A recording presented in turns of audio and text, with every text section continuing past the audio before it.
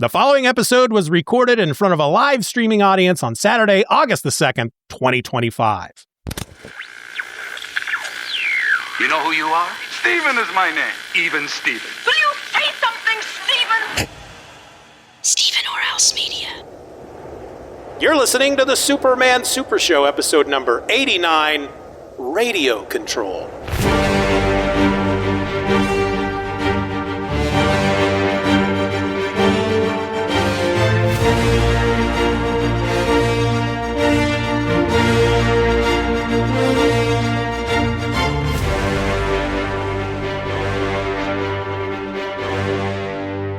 Hello and welcome to the Superman Super Show. I'm a host. My name is Steeven, and 1,000 miles over there to my right is another host, an angry host, Mr. Ed Moore.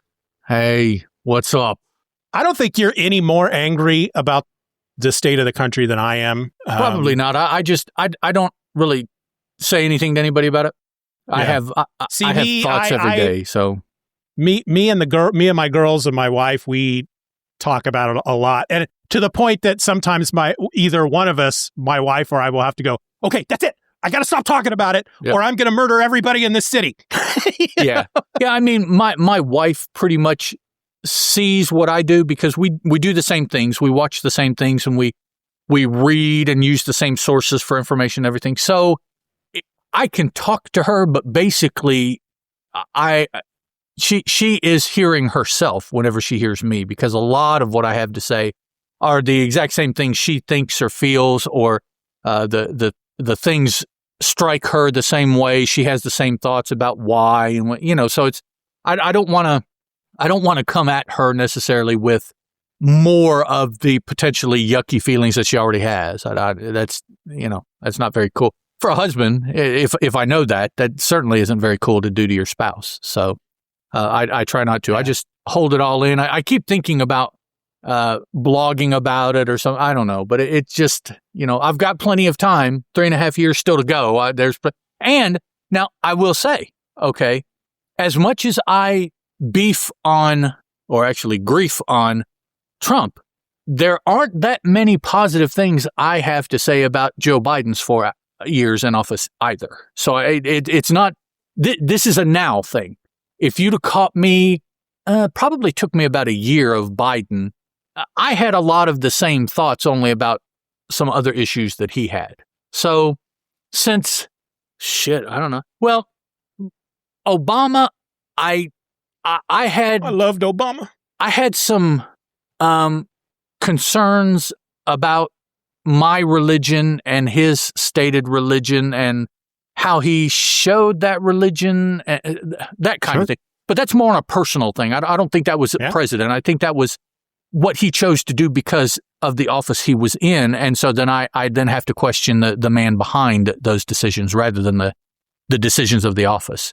Other than that, whatever. He was a president. He did things I didn't like. He did things I did like. So he was okay. But some of this stuff really started going way out of my realm of comfort with Biden in one direction. And now Trump is like, so I think saying about a former president, he did some things I like, he did some things I didn't like, he was okay. That's all we want from a president. Yeah. Right? You can't possibly agree with everything that they do in 4 years. If you do, I believe that the word is a sycophant. I think is what you are. If you agree with everything they do, it's like, exactly. Come on. That is exactly right. It's a fancy word for yes man. Come on. Yep. I mean, so brown noser. But yeah, I'm waiting, I think. Let me think a minute.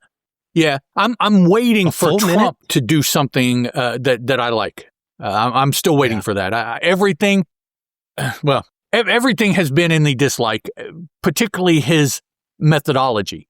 Maybe not what he says he wants to do, maybe, but the way he goes about it exclusively has been like, nah, man, you can't do that to people. So okay. I was going to say something and I can't remember. Oh, back to President Obama. Mm-hmm. There have been times, since he served his terms, there have been times every now and then that I'll just kind of go, man, I miss Obama. And I don't remember what show I was watching. It was a sitcom from just after. It was like after he was in office. So, okay. Who would that be? Who was that? Was that Trump right after? It was Obama and then Trump and then Biden and then Trump. Yeah. Yeah. But somebody said in that episode, they were talking about, Obama came up and they just went, I miss Obama. And I went, I know. Commiserating. Yes. Yeah. So I have a podcast recommendation, and I think you know this about me, but if there's one thing folks should know about me is that when I'm always late to the game. It's very rare that I know about something before anybody else. And I'm the one going, here's an amazing thing for everyone to see. Why is nobody watching the show? So this is a podcast that's been around since 2019, and I just stumbled across it a few days ago. It is a comic book podcast. I haven't been listening to a lot of comic book podcasts recently, but I grabbed the first 2 episodes just to see. And you know me, I'll know within 5 minutes. Yeah. Sometimes I know within 30 seconds. They'll be like, hello, and what? Nope. Pass. Don't like that already. I can't listen to that for 35 minutes. Nope. Exactly. I couldn't stand that voice for 3 seconds. I'm not going to listen to it for an hour and a half. Nothing personal, but I'm out. But I think somebody had posted about this on Blue Sky, and that's okay. But it's called, it's probably in your queue, Wizards, the podcast guide to comics. Oh, yeah. Yeah, I'm very familiar. They've been around, like you say, 2019. They've been around for quite a while. Yeah. 2019. They've got 113 main episodes, but for anybody who may not know, because I always, like I said, I joke about the fact that I always feel like I'm the last to know about stuff, but at the same time, I always feel, hey, if I had never heard of this podcast until a couple days ago, there's maybe somebody else. Absolutely. So it's called Wizards, the podcast guide to comics. It's an issue-by-issue exploration of the 1990s comic book industry through the pages of Wizard Magazine. Yep. I loved Wizard Magazine. Okay. Yep.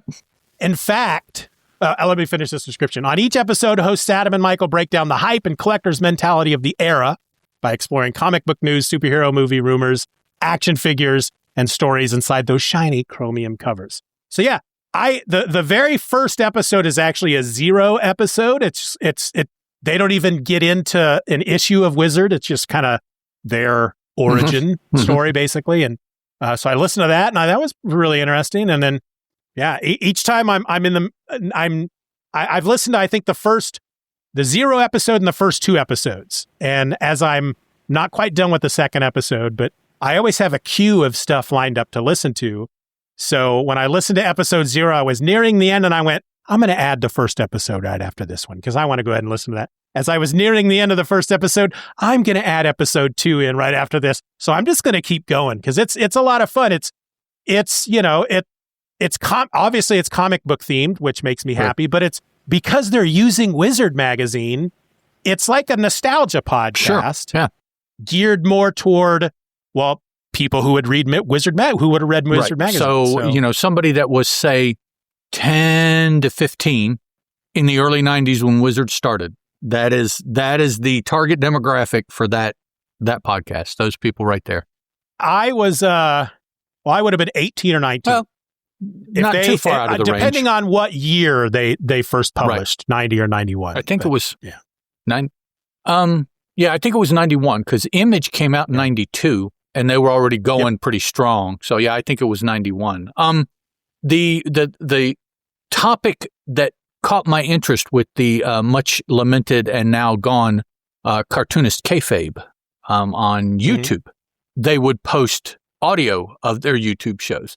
Some people, depending on the topic, says that they couldn't listen to them because on YouTube, of course, they were very visual, and so they would look at books and whatever. I found that didn't detract too much, not being able to see the book. What caught my attention is when they, years and years ago, started covering Wizard. And I think it was pretty early. I don't know if that's the very first thing that they started doing, but that was very early in that show's run, was those two boys talking Wizard. And that was, for me, the same thing I think that you're getting from listening to the Wizards podcast. I was listening to Cartoonist Kayfabe, particularly those episodes, for the same thing. Now, then after that, as they started branching out, I continued to listen to them as they talked about all kinds of wonderful, wonderful things. Well, and I'm not, my brain has a hard time retaining information. So even though I'm almost done with episode 2, I couldn't tell you either of the hosts' names. Oh, sure. I can now because I've got the website up in front of me. So I don't know which one it is, but one of them, either in the first or second episode, mentions his love for Madman comics. So that, if I wasn't hooked before, I'm already hooked there. Another fan that you don't hear about them necessarily too much. You know they're out there, but you don't hear about them. I don't remember. I don't know which issue. I'll have to start looking at Wizard magazine covers because I don't know what issue it was that I started reading Wizard, because I don't think I was there from issue 1, but I think it was fairly early on. But I know I was still. Do you remember when near the end when they changed the publishing format, the size of the magazine, and it became an actual magazine size magazine? Yeah. My I'm going to say claim to fame because I don't know how else to say it, but I say that sarcastically. When that first issue came out of the new format, I had gone to their message boards and I think I said something like, wow, it feels like a real magazine. And they printed that in the next issue. All right. There you go. Yes. I went home and I showed my mom. You were printed in Wizard. Yes. Yeah. I said, look, that's me, Mom. I'm in a magazine.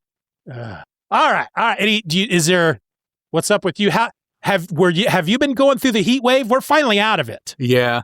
And it was bad. And just to add to the heat wave, I have been having issues for about a year. And the past couple weeks, I finally went to a doctor, and they indicate that I am a victim of psoriasis. And so, what's that? It's because I hear that all the time. It's a skin condition that presents itself in a variety of ways. Mainly, it's a very discomfortable rash somewhere on your body. And it may take many forms. You can't see it all the way up to if you have. Yep. Do you use something like that, a cream like that? Kind of, yeah. If you have the one called plaque psoriasis, your skin gets very scaly, and it if you scratch it, it like rips and tears the pieces of your skin. I mean, it gets really bad. So here it is, literally the past couple of weeks, sweating my balls off. With my skin feeling like I've been dipped in acid. Now I'm just running around screaming, thinking that will put it out. So it's been like the heat came at a very inopportune time for me. Yeah. Well, my car does not have air conditioning. Oh, yikes. So I think it's an old car. Obviously, it's got it's getting near. I think it's got 275,000 miles somewhere around Very there. nice. It's a Honda. So I go in and I do the oil change when it's due every time, and that sucker's going to last me forever. But when I got it, because my previous car I just paid it off, got run into, got my insurance money, and did not want to make another car payment. Yep. So I just bought one outright. I think I had and so within a year. I take it in to get the AC recharged because it stopped blowing cold air. And the guy's like, oh, no, your compressor's out. It's going to cost you about $1,800. And I'm like, I'm only supposed to be driving this car for a year. Of course, it's been like 5 years. Okay, yeah, there you go. But still, I'm sure so $1,800 was probably a big chunk of change you paid for the car. So it's like, I don't think I want to put that. Yeah. And, you would think, well, yeah, if you're really cruising and you put the windows down, fucking blowing hot air is hot air. I don't care what you do. It's just, Here's the thing. When the car is in motion, that's the best time to be. That's the best time. Once you stop at like a stoplight, for example, not only are you getting all the heat from outdoors, you're getting the heat from the engine. Yeah. And so sweat starts to but then as soon as you get back into motion and the wind comes in and hits all that sweat, like, oh, that feels so good, So, Yep. and the thing is, we have a second vehicle that does have AC, but it's out of commission right now. And hopefully we'll be able to get it fixed within the next month or so. But by the time I think we get it running, it's not going to matter in regard to the AC part of it. It'll be fall. It'll be cold. It'll be, Then you'll have to worry about heat. I was thinking the other day, speaking of money, you know the term people say all the time, financially, I live paycheck to paycheck. I think they say that 99.9% of the people in the country live paycheck to paycheck. I realized the other day that I actually live day to day financially. Okay. If I go to bed at night and I still have a little money in my pocket, I feel pretty good. And I go, okay, 5 more days till the paycheck. Let's see if we can get through tomorrow. Oh, and that's just how I do it. I definitely have had those times, and I'm glad to say that not currently in the situation, but I am familiar with the choice days. Man, I need to put gas in the car, but I need to get some stuff for dinner. Which one can I do? Because I can only do one. Oh, and so man. you start rummaging around through the cabinets to see if there's some stuff you can just put together. Something, because you have to put gas in the car because everything that you do relies on the car. And you're like, how can I think of something ahead of eating? That doesn't make it. But yeah, I've been there. I've been there for sure. All right. And the thing about the heat wave is it's you sit here and you think, oh God, I don't want to go out and mow the lawn in that heat. The heat. Yeah. But at the same time, it's so hot, grass ain't growing. It gets so hot. It's just wilting, and it's like even the grass is like, fuck this. It's way It too don't hot. like the heat either, and you're like, okay, thank you. But then of course, as soon as the reason it starts to cool, it's happening now. The reason it's starting to cool down is because it's raining. And once the rain is done, the grass is like 5 feet high, and it's like, shit. Yep. It's a little cooler for just long enough for the grass to just jump. Yep. Yeah. And you're like, fuck, now I have to cut it. Yep. First world problems. You ready to get into this? Right. Exactly. You know, these are the kind of issues that millions of people come illegally into this country to face. Yeah. These are the kind of issues they want. So everybody out there, keep that in mind. You know, when you go through your bad, shitty days, just think there are millions of people that want to have your bad, shitty day. So there's a little perspective check for you. Yeah. Oh my God, I would love to be able to have to be faced with the option of going out and mowing the lawn when it's a little tall. In 90-degree heat. Oh, yeah. What a pussy. Wow.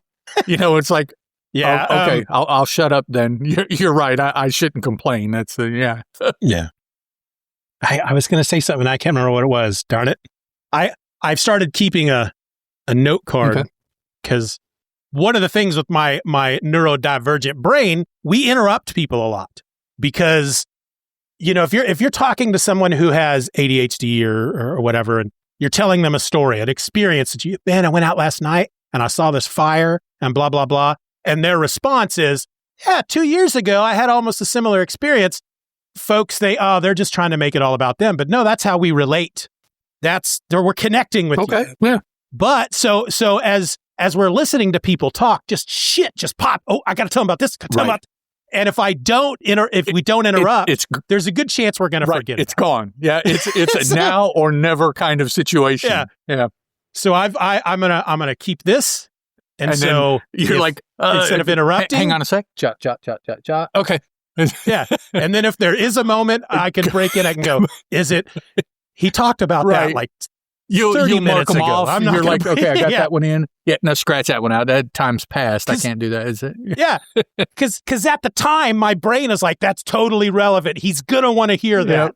But after 30 minutes, when you're looking back at it, you're like, yeah, I'm glad I didn't say that. You didn't need to Time's hear that. passed. That one won't. One won't hit good. Yep. That's okay.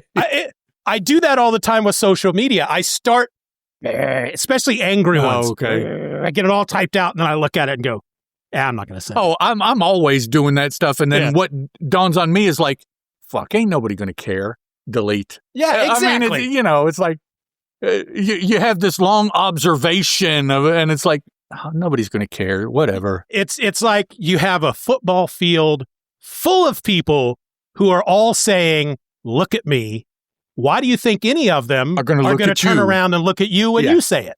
Well, I keep in mind, I firmly believe that the reason for social media is for people to pay attention to you, good or bad. Yep.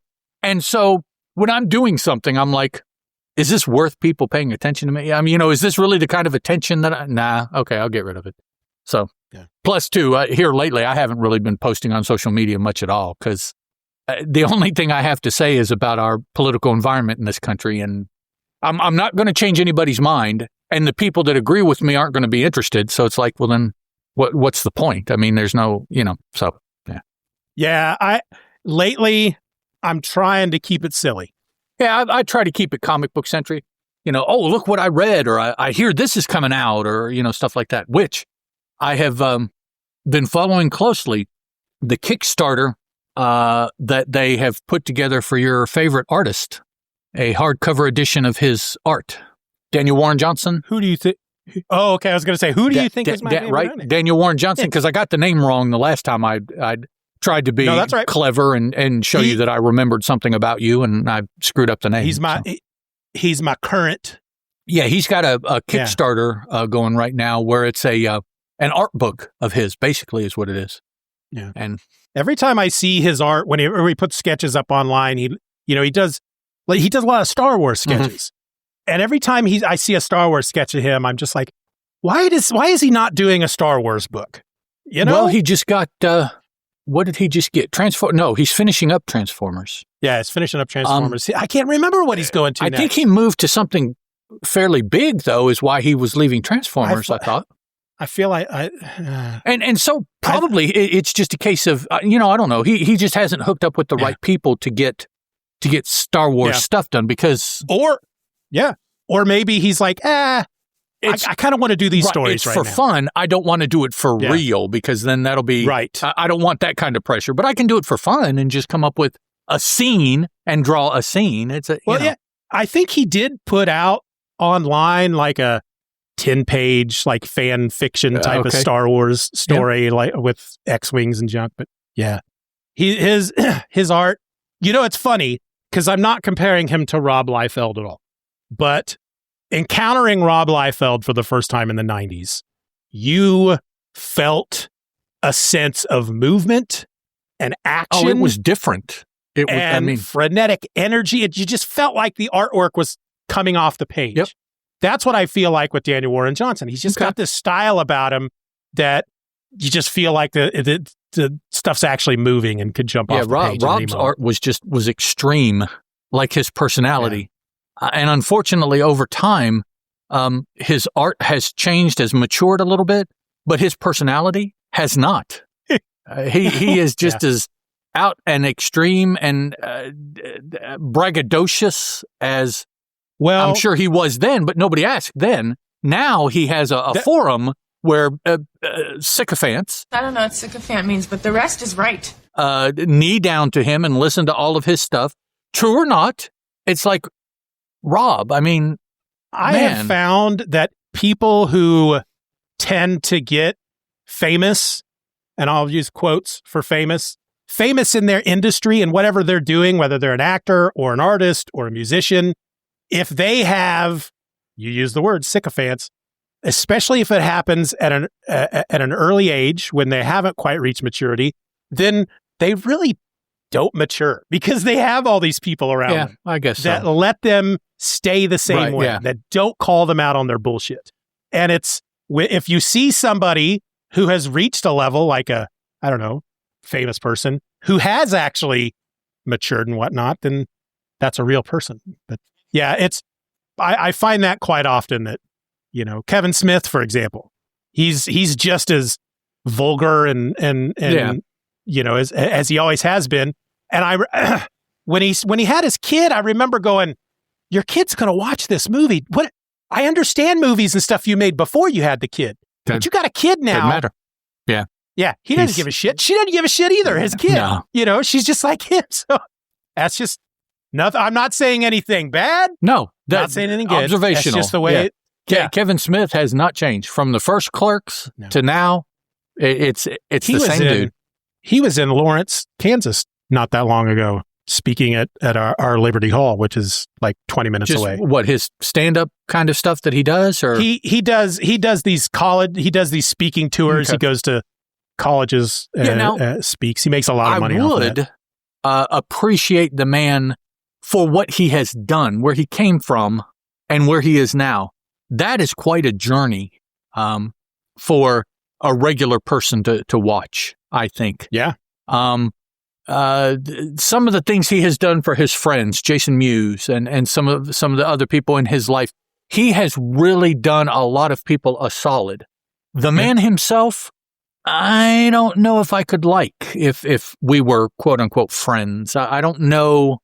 You know, he probably would be one of these people that I would claim as a friend, but honestly, I just wouldn't interact with very much. I mean, he's living his life and I'm living my life, and oh, look, it's Kevin calling for the first time in 18 months. Hey, otherwise, I don't know. I don't know. Unless the stuff he puts into public is different from the way that he personally is during his alone time, which could be. He could be putting on something for the public that he's not. Yeah. So. Yep. Yeah, I can believe that. Especially because it's so extreme. It's like, I just couldn't imagine being that way. Doesn't your wife slap you like on a daily basis? Right? Because my wife would slap me on a daily basis if I was doing insane shit like that. So well, especially since now he smokes weed, so you got to think when he's just sitting around smoking weed. He gave that up. Did about 2 years ago, he gave that up after his heart attack. Yeah. Okay, that makes sense. Gave it up, exercising, eating better, all of this kind of so he says. Now, you can tell that looking at pictures that he did drop a lot of weight. So he did something to, he could have been deathly ill and lost that weight for all we know. I mean, there's no way to tell. But yeah, he has said, and most of the people in his circle that I see anything from have said, for the most part, he gave up token. I mean, he would do it all day long once upon a time. Yeah. Well, and the funny thing about that is, because, of course, Jay and Silent Bob, they deal weed. That's their job. They're weed dealers. But it wasn't until he made that movie, Zach and I've never Zach seen and Mary this. Make Zach a and Porno? Mary Make a Porno. Right. With Seth Rogen, who is, of course, that's when exactly, yeah. So he had this persona for a long time of being a pot smoker, but that was in the movie. Yeah, that was in the movies, right? That was, exactly, yeah. But then he met somebody in real life that was like that, and he's like, "Oh, in real life, I can be like, living in California, you can be like that." Yeah, that's. And I think it was even Seth Rogen that was like, "Dude, I can't wait for us to get on this movie and we can get high together." And I don't get high, really. I just assume because Jay and Silent Bob. No, it's a part, man. It's called being an actor. Yeah. It's you know.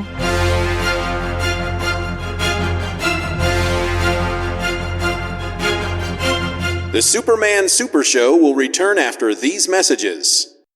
This summer, Batman Nightcast returns. Because we, just like Lex Luthor, will not abide Superman dominating the pop culture conversation. That's not true at all. We love Batman and Superman. That's why the first 5 episodes of the new Nightcast will spotlight both of them together as friends. It kicks off in June with the weekly release of new episodes covering the first 5 issues of Mark Waid and Dan Mora's modern Batman Superman World's Finest. All leading up to the new Superman movie. Holy Bat Synergy! And after that, we'll revisit those beloved Max Allan Collins issues. Maybe you are Lex Luthor. Batman Nightcast. Part of the Fire and Water Podcast Network.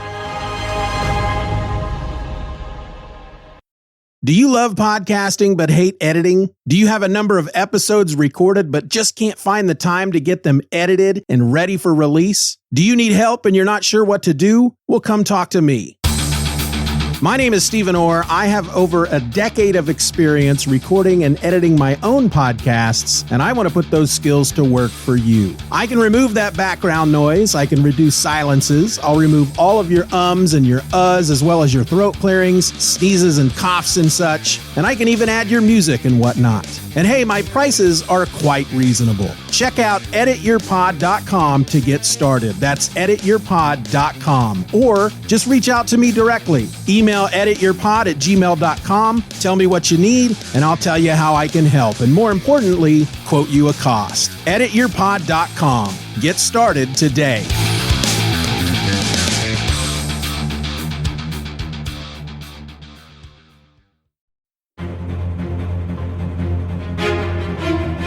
And now back to the Superman Super Show.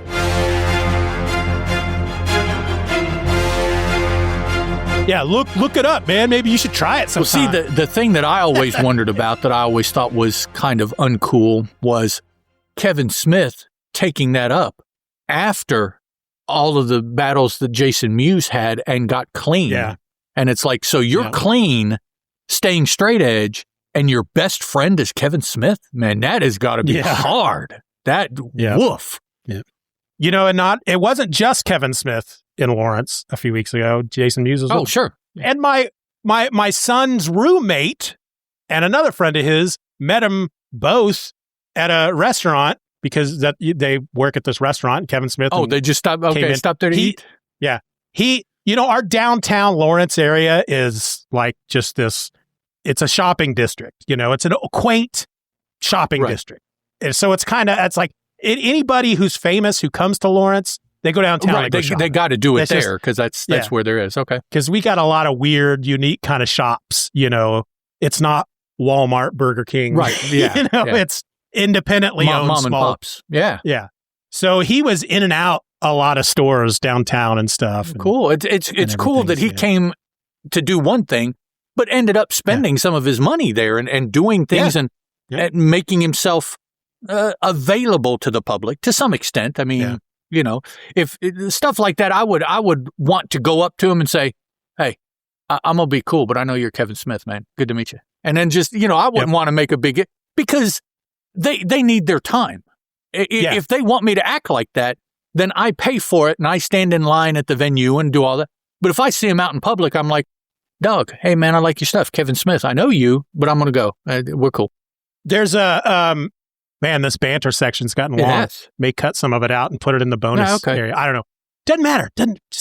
But my kids grew up watching Good Mythical Morning, and I remember seeing maybe they were on a podcast, but Rhett and Link were talking about the idea of, because they they're YouTube famous, so they can go out in public and people bug them and stuff. But I can't remember which celebrity they referenced, but I think they mentioned when they're out in public and people approach them, they use this method, which is if they are with their families, they just politely tell people, I'm doing a family thing right now.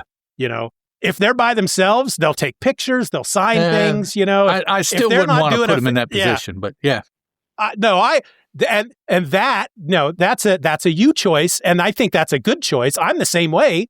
I remember my wife and I running into Alex Grecian at a Schlotsky's in Topeka, and I said, "I think that's Alex Grecian." I talked to him at a convention. She goes, "Well, go talk to him." And I said, "Nah, he's getting some food. He's not here doing that. He's And so my wife, it tells you who the type of people we are. She goes, "Alex," just to check and see. Yeah, there you go. Yeah.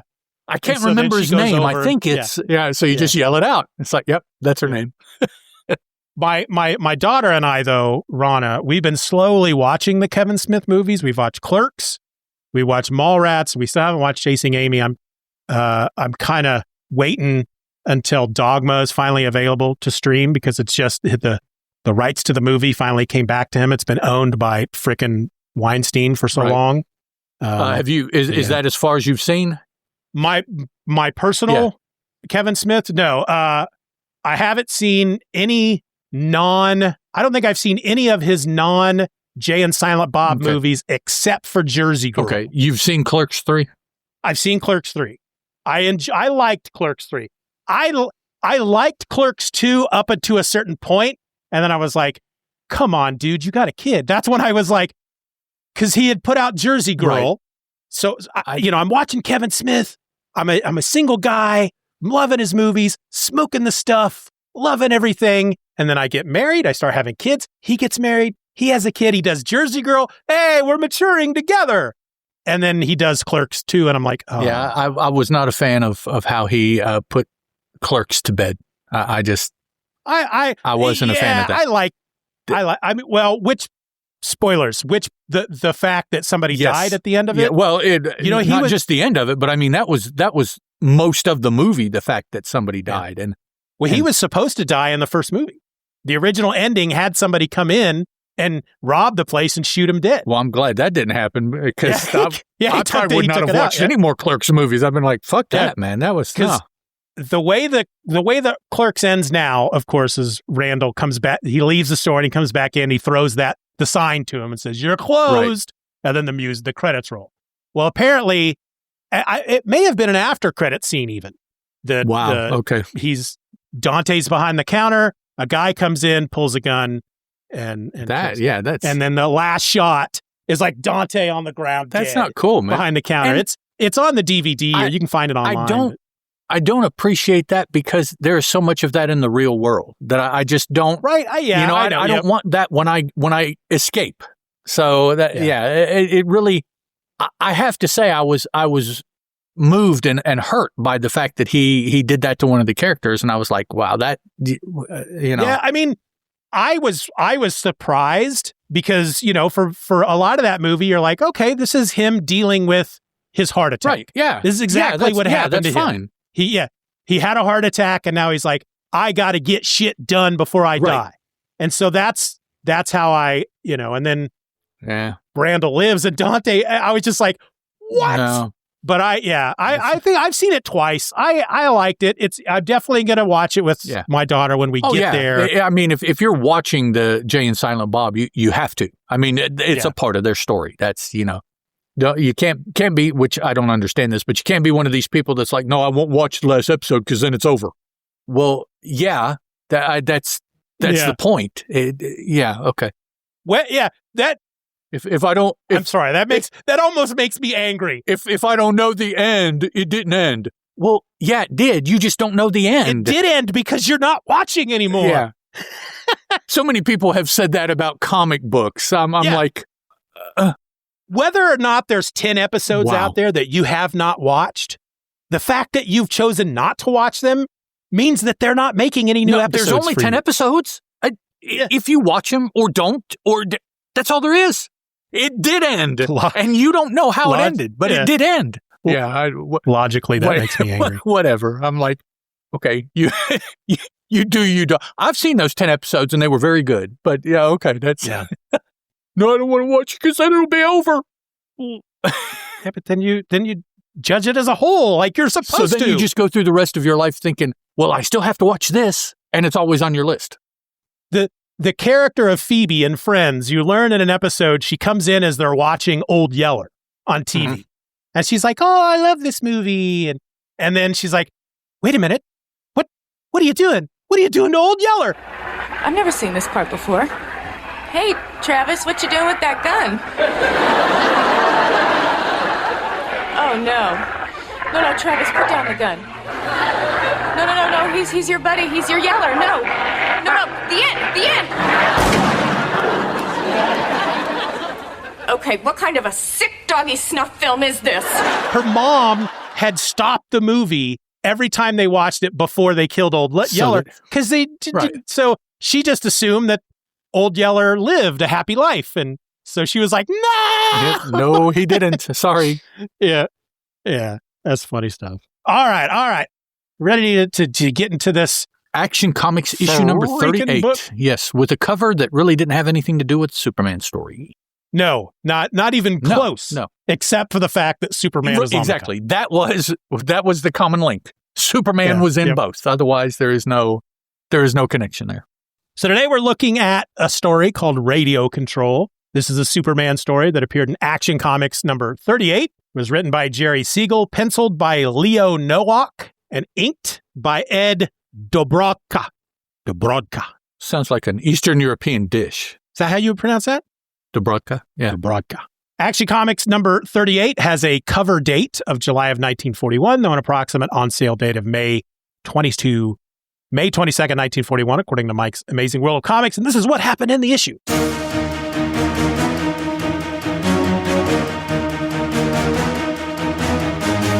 ordinary citizens begin committing robberies, Superman gets involved. He rescues Sergeant Casey and Lois from a bank vault, but the police want to arrest him. He gets away only to find that Lois is also involved in a robbery. He discovers that everyone has been hypnotized by a radio at night. He traces the broadcasts to Harold Morton, a prominent psychologist. Morton tries to hypnotize Superman, but instead, the Man of Steel hypnotizes the psychologist and makes him turn himself into the police. That synopsis comes from Mike's Amazing World of Comics. Ed, what'd you think? I enjoyed it. It was a very, so far, standard, Golden Age Superman tale. Lois was involved a little bit differently, but was probably in a way more heavily involved in the story than what she has been in other stories, other than just being the counterpart to Clark Kent, being someplace at some time, and that she was involved in a little bit different way, which made Superman have to react in a little bit different a way than what we typically have seen. And if I may, before we go too far, this is something that perhaps we should be doing, but I don't think we standardly do. Let me tell the folks out there some of the places they can find these in reprints in case they want to follow along consistently with us. That's a good idea. There are 4 that I have listed here. The last 2 I definitely know run exactly with what we're doing. The other 2, I don't know if the stories are in the same order or all of the same stories are there.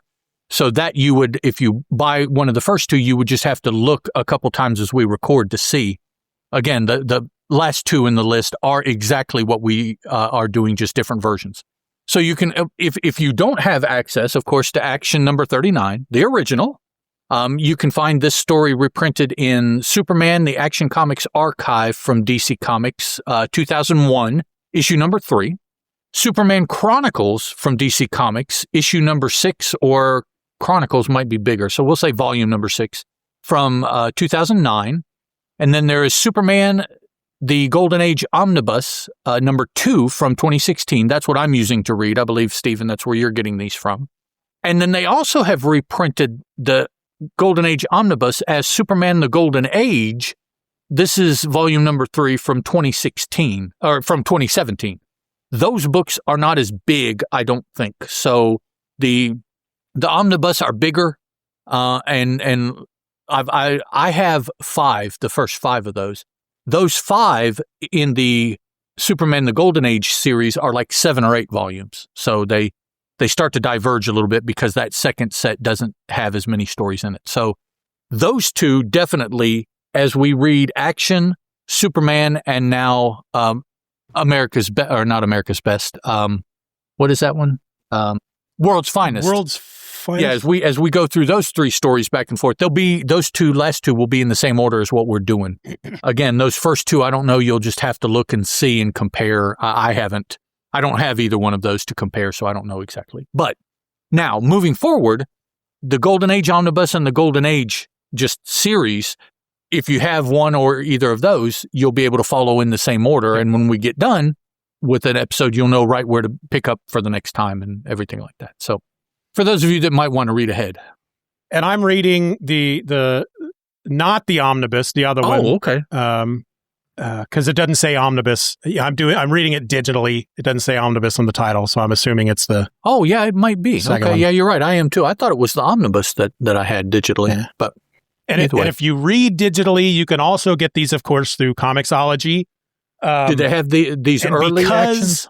Yes. Yeah, you get the collections, and then you can get them as single issues. But, for example, if you go out like on Comixology and you get Action Comics number 38, all you're getting is the Superman story. Oh. You're not getting any of the other stories in there. Because when they put these collections together, they go in and they scan all the artwork, and they're not putting collections together for the other stories, so they only did the that's the unfortunate Superman stuff. Particularly for the Action, and here later on when we get into them, Adventures. Those are both anthology books, and they've got some, like these Action issues right now, they have some foundational DC characters that still show up now.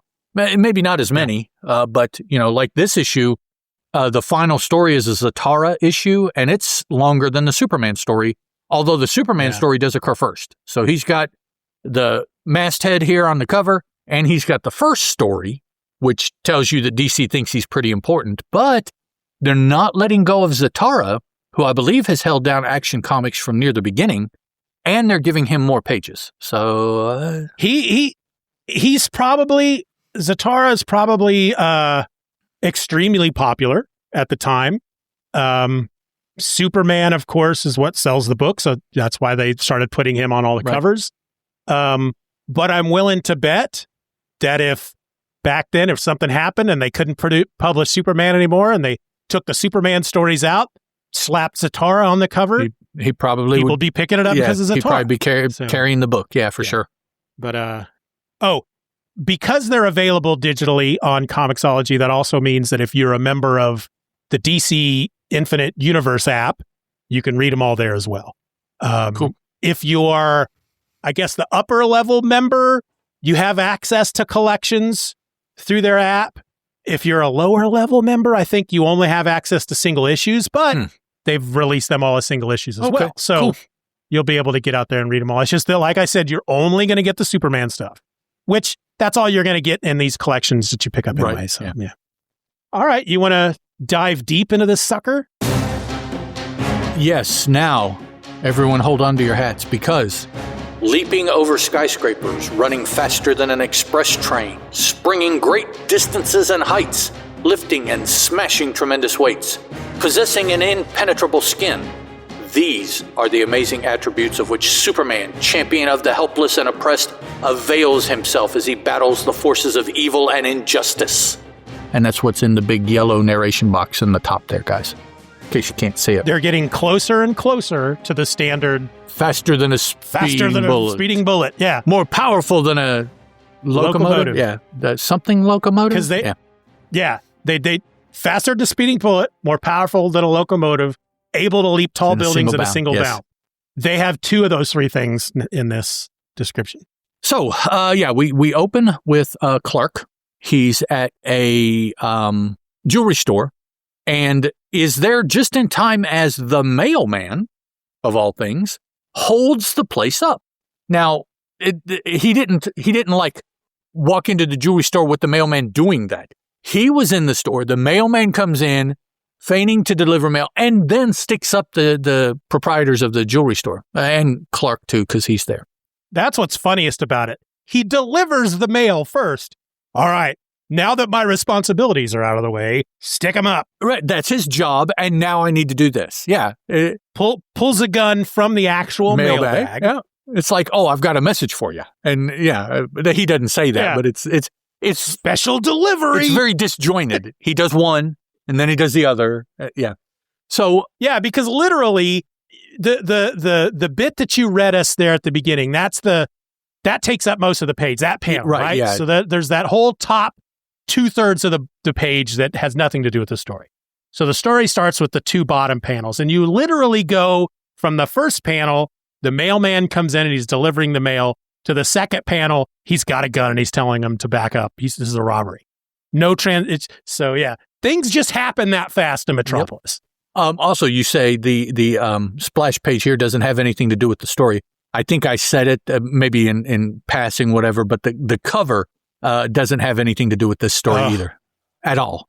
Yeah. So he's saving a mountain climber. We're 2/3, 1 and a third, let's say, pages into the book already, and nothing has happened that has anything to do with the story. So, the final 2/3 of the first page, and then we get into the story. So. Finally. So we're at the jewelry store here. Mailman's holding them up. One of the jewelers hits the silent button, notifying the police. We see the police approaching because we just have a panel of basically them getting the call. Well, they don't even get the call. They see people outside the jewelry store wigging out, which I guess, I don't know, people have looked in the window and said, because we didn't see anybody run out, so I don't know why they're acting freaky. But acting freaky, that alerts the patrolmen who are walking patrol there, in addition to the fact that the jeweler hit a silent alarm. Clark, what's he do? He ducks behind the counter, rips off his Clark clothes, and becomes Superman. But before he can finish, the mailman takes the jewelry, I guess is what he wanted, in his mail sack, runs out. While he's running away, the two policemen that responded that were walking patrol start shooting at the patrol car that comes to the scene because of the silent alarm that was triggered. Now, the two officers on foot patrol, when we saw them, they didn't necessarily give any indication that this was going to be their reaction.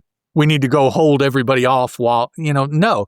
So rather disjointed there. And it's interesting in that the way that the panel layout is, those two panels are exactly above each other. So you can actually just move from one to the other and see that the reaction is kind of odd. Wonder what all the excitement is. I'm sure I don't know. And what's more, I don't care. So they have already been influenced by what's going to go on in the story. So you already know something is odd. I don't care. Not many policemen will say that. And if they do, they'll only say it once and they won't be policemen anymore, really. So the scene outside, patrol car comes up.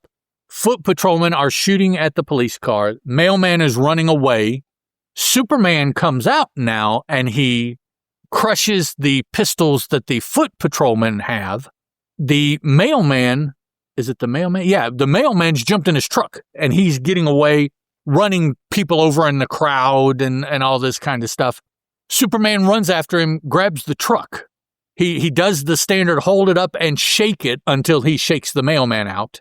That's a you don't necessarily see it in comic books. That's more a cartoony gag to me, like a moving cartoon. You'll see him do stuff like that. So now the patrol car has stopped. The two foot patrolmen are under arrest. The mailman is handed to Sergeant Casey. So Casey responded in the patrol car. Superman handing him over. All of the officers are talking to each other. They're like, "What the hell were you doing shooting at me?" "Oh, I don't know what I was doing." "What do you mean shooting at you?" So you see something is up because now they don't necessarily understand what they were doing or they have forgotten what they did or something like that. They seem to remember. They just don't know why. And the one guy even says, "It seemed somehow the logical thing to do." Okay. So they're just in it's like, I know that I shot at you. It seemed like at the time the right thing to do, but I don't know why I did it. "Don't blame me. Blame your mother." Radio dispatch causes Sergeant Casey to change his plans. So I guess they threw him in the back of the car because there's only one car. Because now they've gotten a call for another alarm at a local bank. Does it tell us? Metropolis Bank. I guess that's the only bank in town. I don't know. Superman also hears the police broadcast from the radio, so he heads that way as well. We get to the bank. Lois is there. Don't know why she's there. I guess maybe she was just doing some banking or just coincidentally. She showed up on the previous page in that very last panel. She just comes running up. Yeah, Casey, what's up? Yeah, we don't. So she shouldn't have gotten word of the call. No, because they didn't have radio monitors then. I don't think they did. Maybe they did. I don't think so.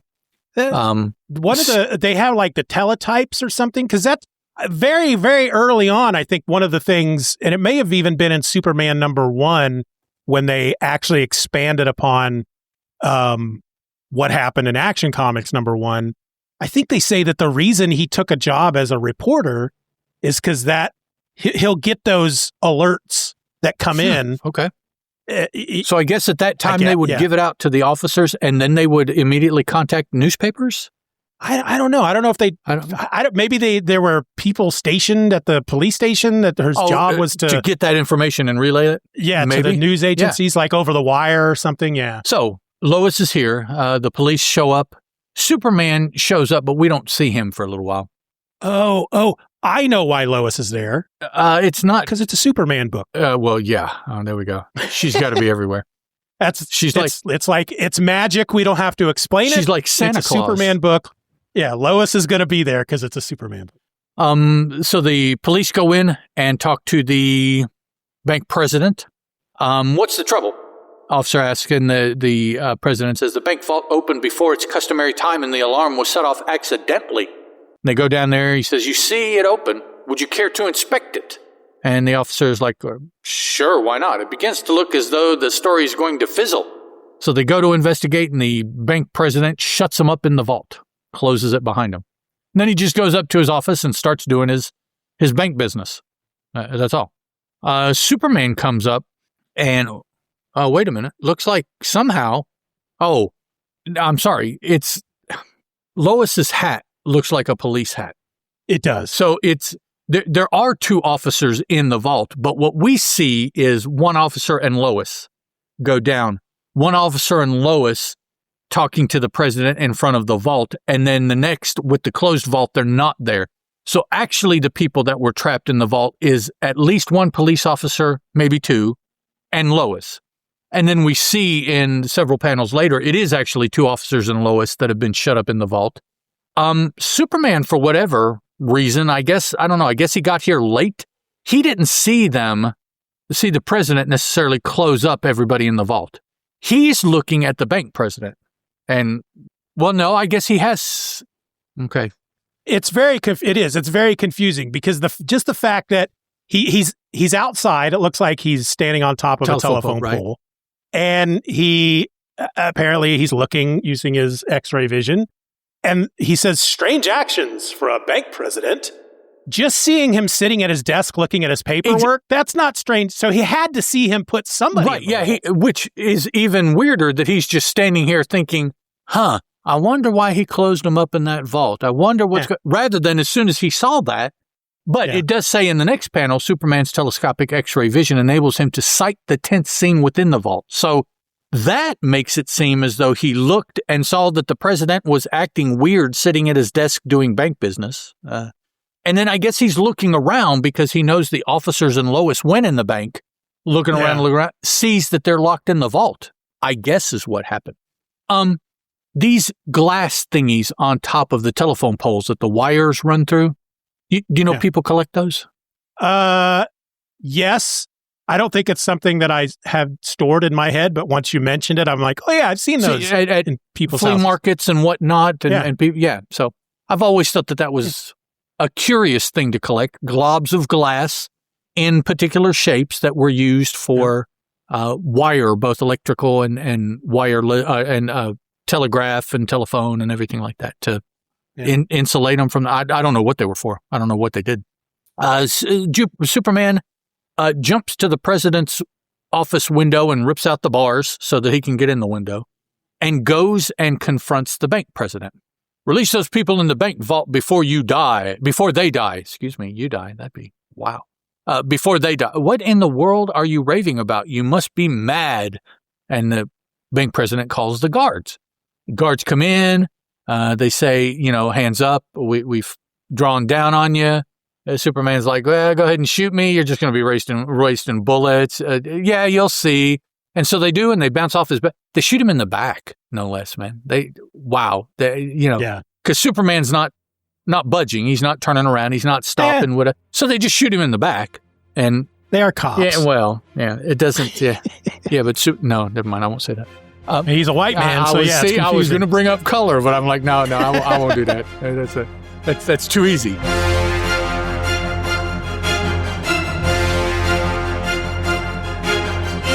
The Superman Super Show will return after these messages. Hello, how are you? This is Sean Merrick from the podcast Worst Collection Ever, where myself and my wife, Jennifer Stansfield Merrick, talk about the weird, the funny, and absolutely insane comic books in our comic book collection.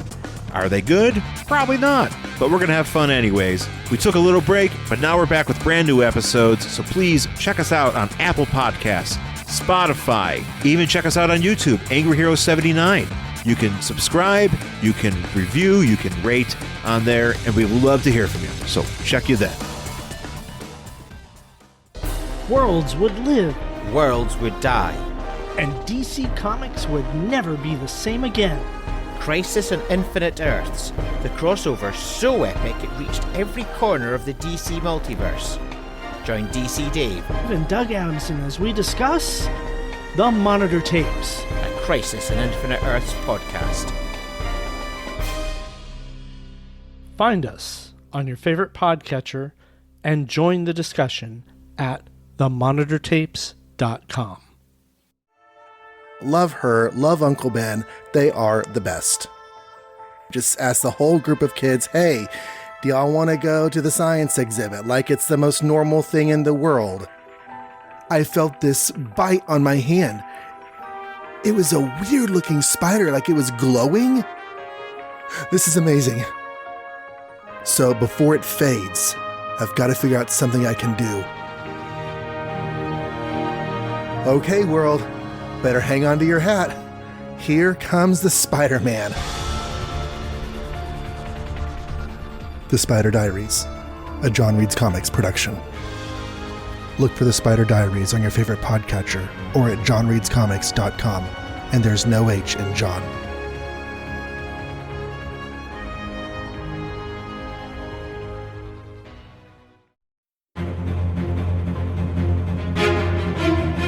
And now back to the Superman Super Show.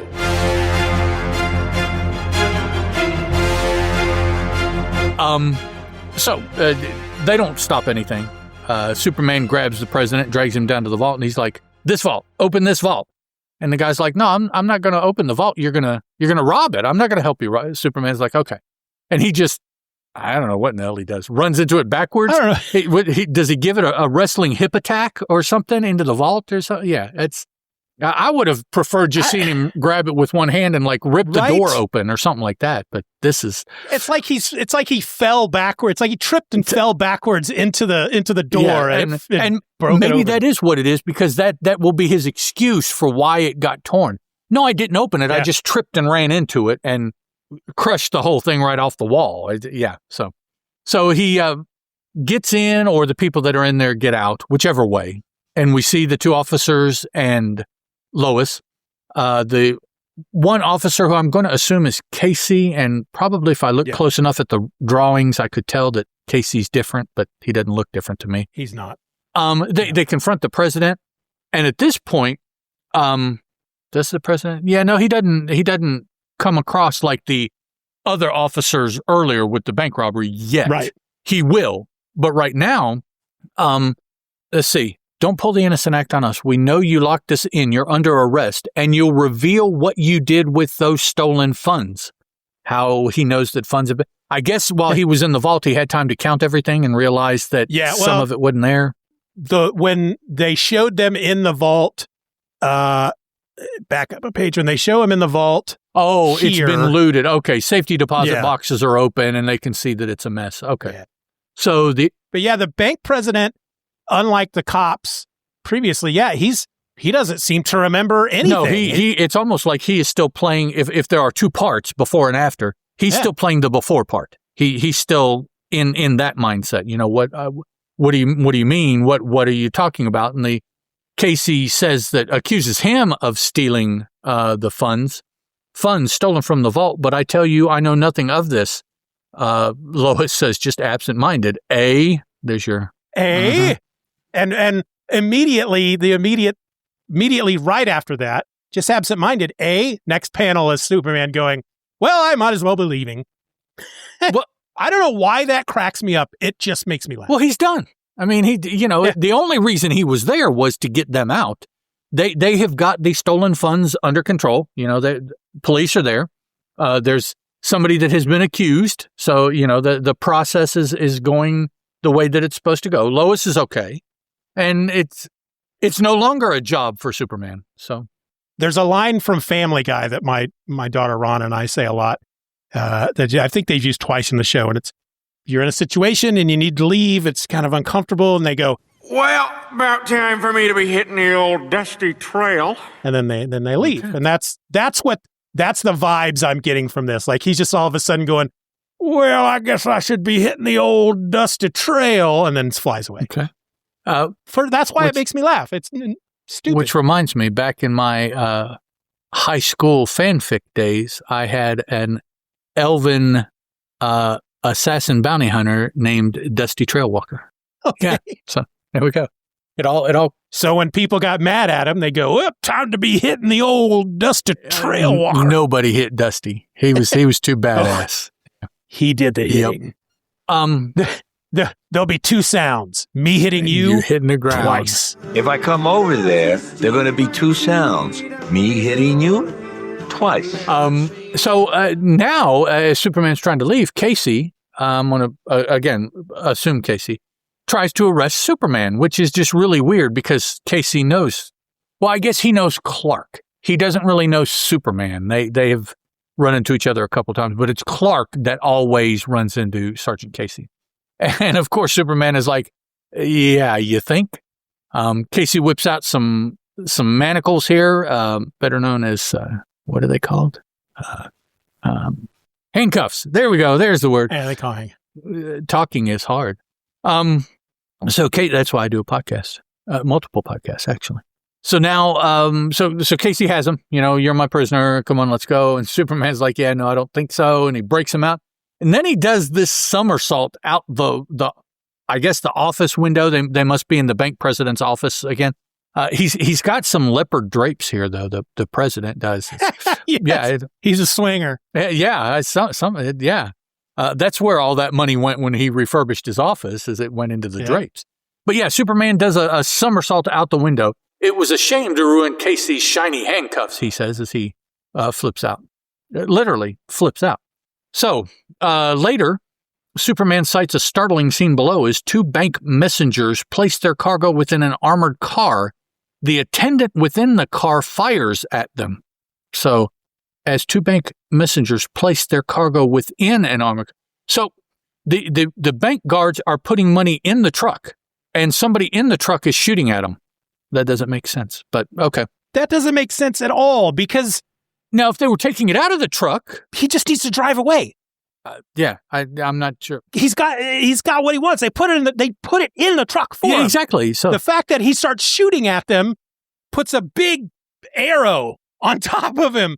This guy's doing something wrong. Yeah. So and so that tweaked Superman's curiosity there, seeing the armored car shoot at somebody putting money in it. Yeah, I'm not sure why that would be suspicious. So Superman jumps on top of the armored car, and he's going to ride along with it. As he's riding, he notices that this sedan pulls up at speed, because you figure that this armored car is trying to get away from something, so it's zooming. So at speed, a car pulls up alongside the armored car, and it's Lois. So she's zooming with the truck. And Superman is on top. The money that they stole by putting it in the armored car, I guess they subdued the guy that was shooting at him because he was like a good guy and they were the bad guy. So then they got in the truck. They took off. Lois pulled up alongside the truck. They threw the money that they had illegally, I guess, put in the truck. They threw it into her car. So now she speeds off, having gotten whatever package she was there to get. Okay, I was super confused about the guy in the truck shooting at the guys. For some reason, I was thinking the two guys that were putting the money into the back of the truck were just regular bank people, and the guy driving the truck is the robber. No, it's the other way around. And okay, that makes more sense. Why? That's why I was like, why is he shooting at him? He's Well, it doesn't make sense because if the guard in the truck is the good guy. Yeah, let them put the money in the truck and, like you said, just take off. We're good. Right. I solved this bank robbery. They put the money in my truck and I took off and come back and here it is. That's why it's kind of weird that from inside the truck, the good guy is shooting at the bad guy. Yeah. Yeah, because he still could have just, all right, I'm going to play it cool. As soon as that last bag hits the inside of the truck, I'm going to gun it and go straight to the police station. Yep. I'm a bad guy, too. I'm the driver of the truck, or as they say in the Blues Brothers, driver of the Winnebago. That's one of my favorite movies. I know. I need to. It's been so long. I got to see it again. I dig that. I just watched it a couple weekends ago because it was on broadcast somewhere. Oh, that's an awesome movie. Yeah, that's one of those that if you happen to be watching broadcast TV and you come across it, you got to stop it just stays there. Finish watching from where it's at. Yeah. Yep. Yeah, because anywhere is good because you remember up to wherever it is, and you're like, okay, yeah. Every weekend for like 2 years in college, I would go to a friend's room to watch movies because he had a VCR. And we'd either watch Blues Brothers, Monty Python's The Holy Grail, or The Princess Bride. every Friday and Saturday night. One of those. 3 excellent choices. That was our weekends. If we were on campus, that's what we did. It was awesome. Nice. Needless to say, I know all 3 of those movies front and back, line by line. It just, So my wife is so amused because just in the middle of something, I'll rattle off the next line and she's like, how do you do? I'm like, I have seen them so many times. It just. Blues Brothers, 2 people in a car. Right. Passenger turns to the driver and says, I've always loved you. What scene's that? Who said it? I've always loved you.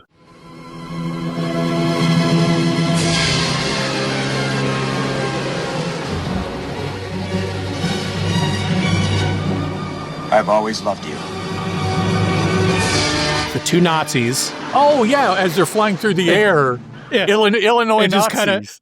That's right, in the Pinto. And just before they drop. In the Pinto. I've always loved you. I've always loved you. Something like that. I don't know if that's the exact line. Yes, okay. No, everything goes quiet.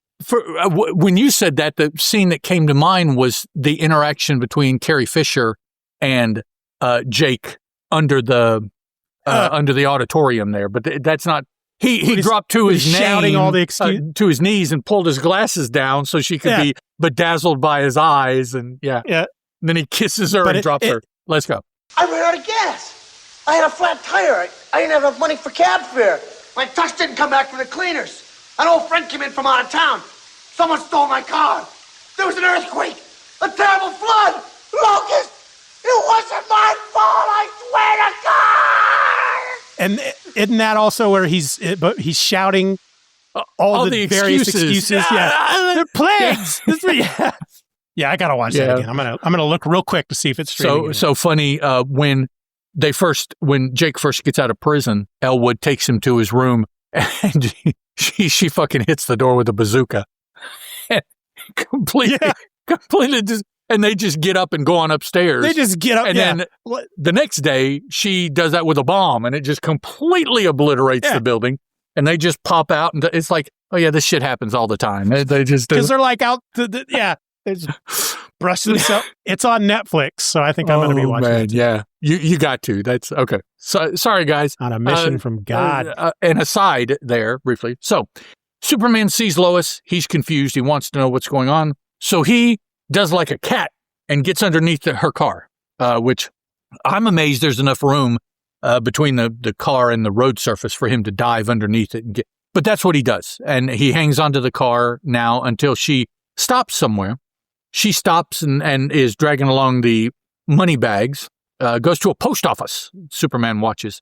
She addresses a package, puts the money bags in it, and mails the package. Superman flies off for the time being, saying to himself, or actually saying to us, "Certainly looks as though Lois is guilty of a crime, but I choose to believe otherwise." I'm not sure what would give him cause to not believe what he just saw, but okay. It's pretty cut and dry to me. So now he's at the Daily Planet. Lois and, is it Perry by now? Yep. It's Perry. Okay. So Lois and Perry are there. Still maintaining something that you said much earlier in the shows. We're not seeing Perry. We're seeing the back of his head. The next panel, he stands up and we see a torso back and the back of his head. We're not seeing a face for, I don't know, whatever reason. He's at his desk. And we see the camera is behind him looking at Lois and Clark as they have come into his office. So the camera never shifts left or right to get a side view so we can at least see a part of his face. It's always like right over his shoulder, one shoulder or the other. And has he always been this bald? No, I don't think so. I think that's a newer thing. Yeah, he's got distinct male pattern baldness going on there. And he's smoking, which I think we've seen him do before. So that's all we know about him. He's an older man, right? Well, that's not even 100%, but you would assume because he's partially bald. Although a friend of mine at 25 was balder than this, so it's not necessarily age related. It is gender related, though, I think. So we can say pretty assuredly that this is a man. It's a dude. But that's all we know. Looking at Action Comics number 32, which is the first story to appear in the collection that Action Comics 38 is in. Perry White, one of the first panels on the first page, smoking. Yep. Not as bald. His hairline is receding as we read. The trials of being a major newspaper publisher are wearing on him. He's starting to succumb. Yeah, because you look at from this one panel on Action Comics 32, and it's like he's not bald, but you can see his forehead is a little taller than most other people, so you can see that it's starting. Probably just starting, and All right, so this apparently scene happens right after the post office. Lois has gone from the post office to the paper because now she is begging for some, and I don't mean begging, just begging as in requesting, time off. She's not feeling too well, which, anyways. So Perry says, yes, go ahead. Before she can leave, an officer, again, I'm going to assume Casey, because that's the standard officer, comes in and says that she and Clark are both under arrest. He wants to talk to him. And he says because a postal clerk investigated a suspicious package Lois mailed. In it, we found stolen bonds. So that was the package she left at the post office, which the post office, I don't know if everybody knows this, but the post office has the right to open any package at any time. Oh, yeah.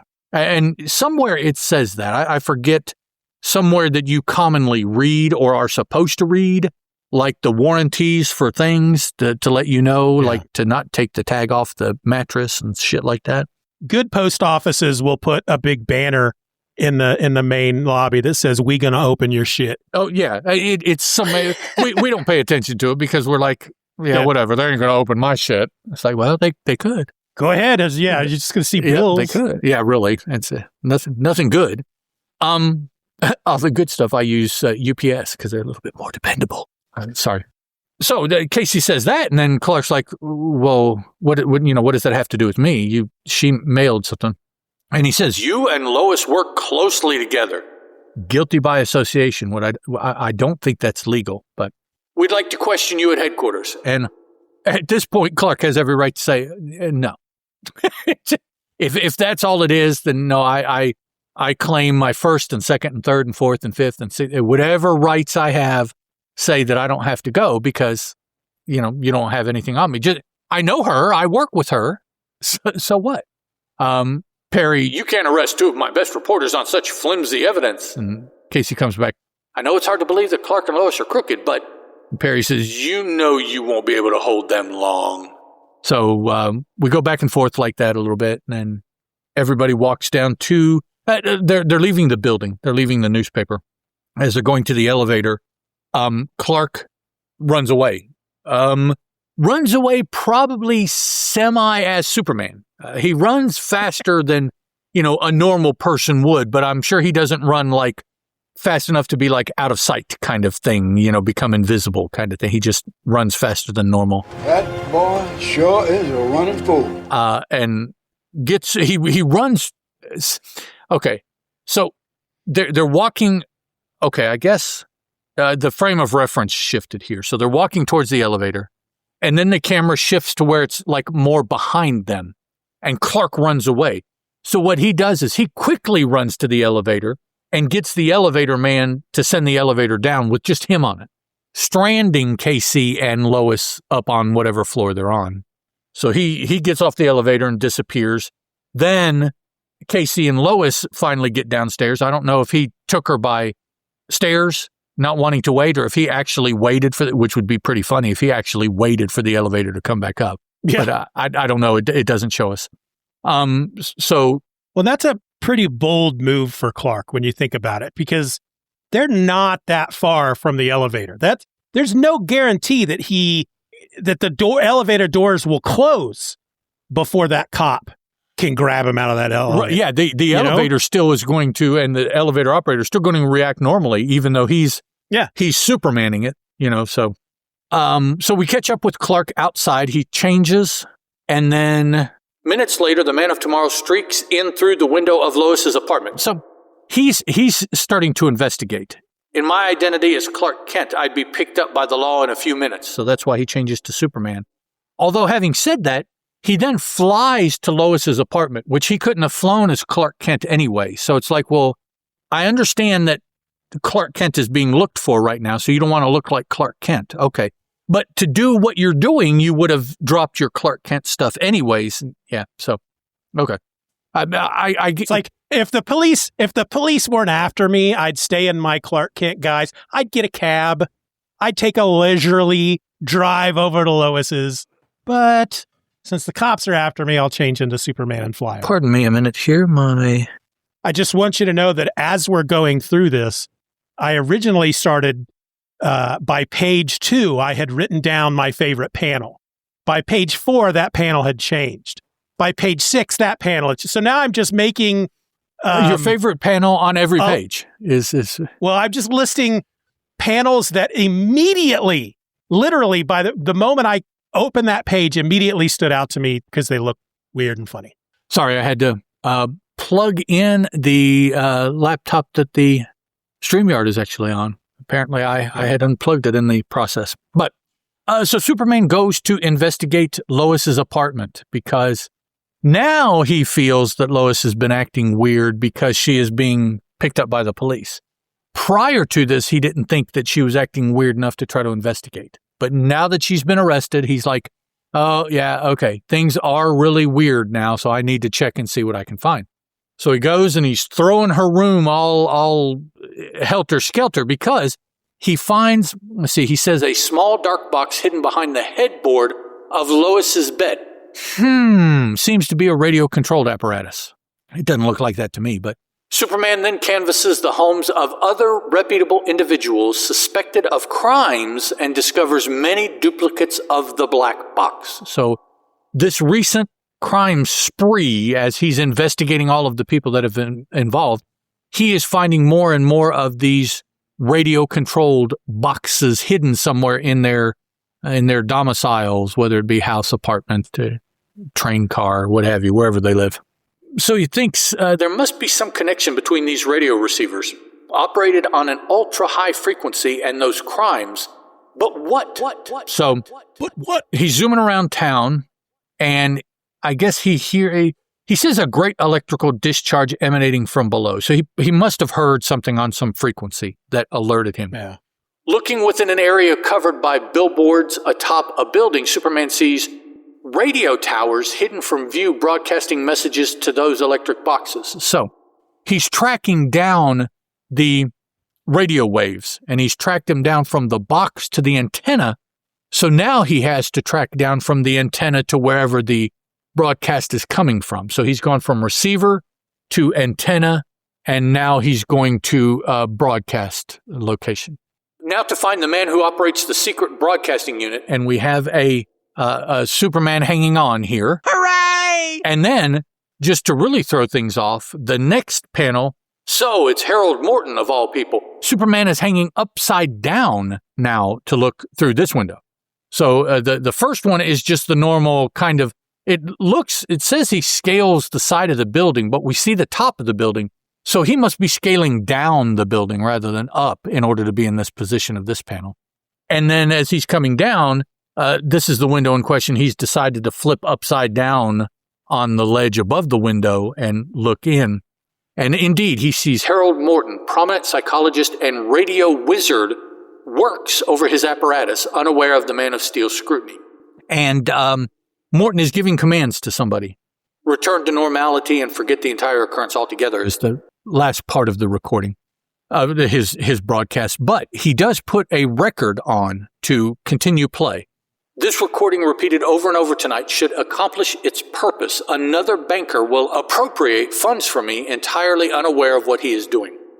So now Superman's like, oh, so he's been hypnotizing him using these radios, and he busts in the window of Morton Salt. No, yeah, I don't know that. That's just the only. Ricky Morton, one half of the Rock and Roll Express. That's another Morton that I know.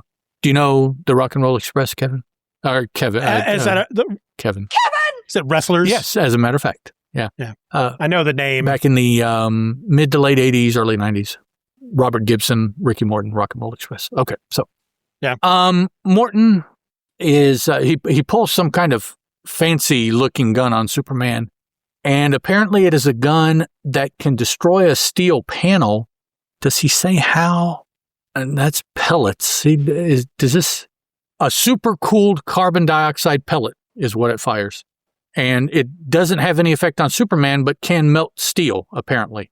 So he shoots Superman and sees it doesn't do anything. And then just to make sure it's working right, he shoots a steel panel over next to him and sees that it does affect the steel panel. So he's like, oh, wow, so the gun is working right. You are just the one that's okay.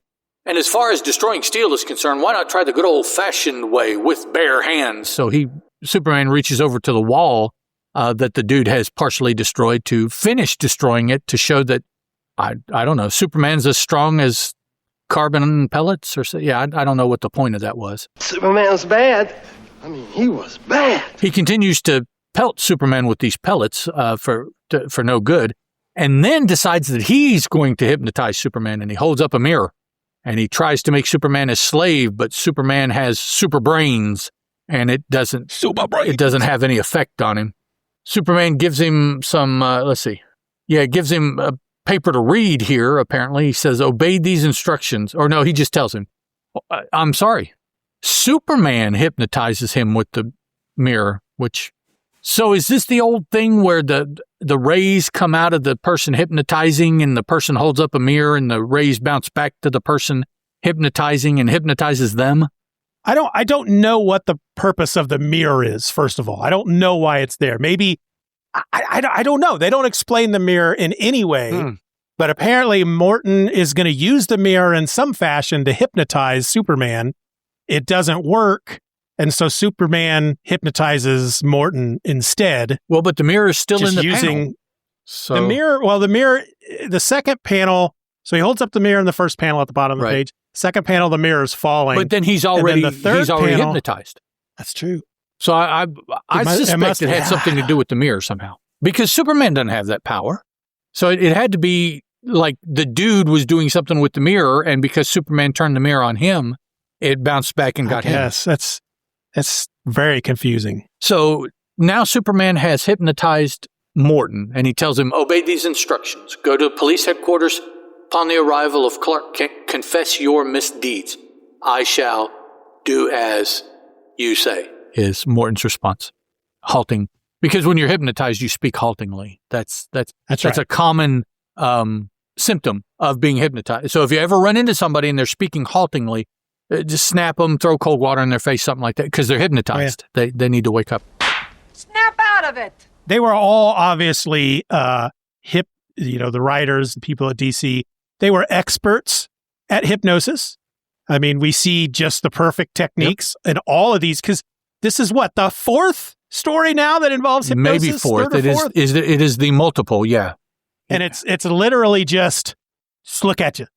You're hypnotized. And boom, they're hypnotized. Yeah, sometimes squiggly lines come out to show the power of the hypnosis. Right. Yeah. So Morton does go. He talks, of course, to Sergeant Casey. I have an important message for you. But first, I must wait until Clark Kent arrives. Casey's like, Clark Kent coming here?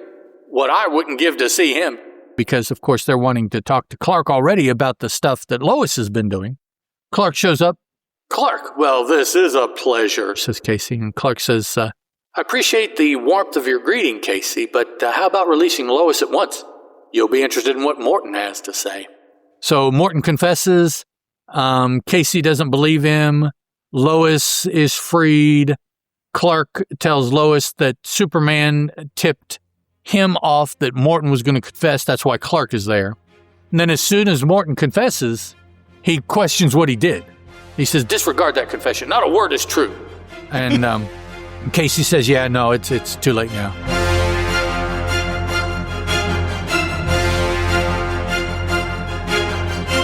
The Superman Super Show will return after these messages.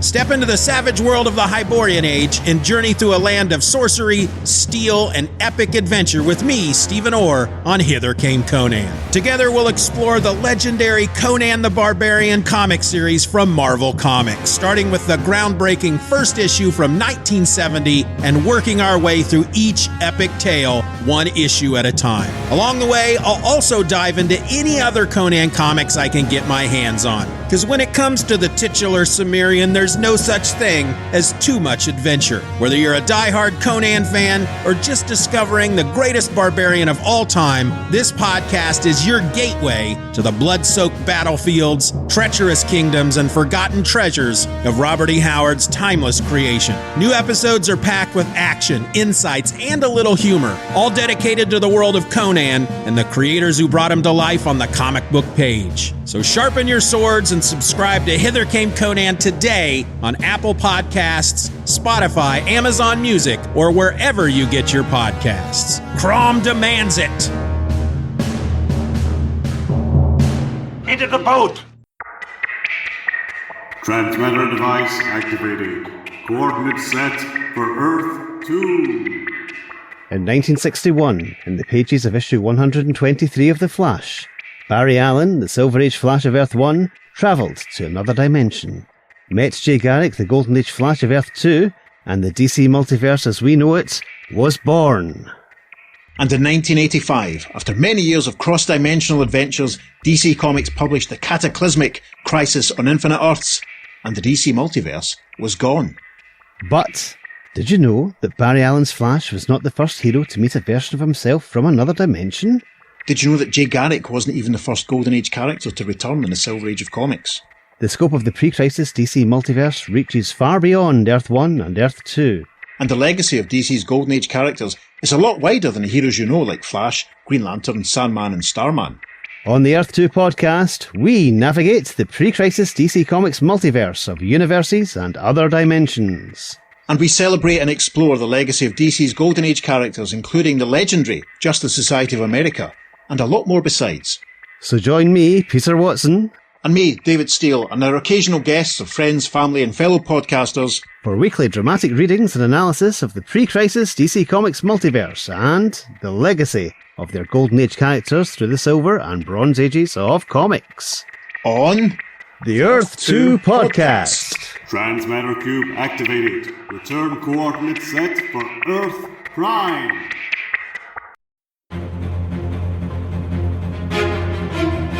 And now back to the Superman Super Show.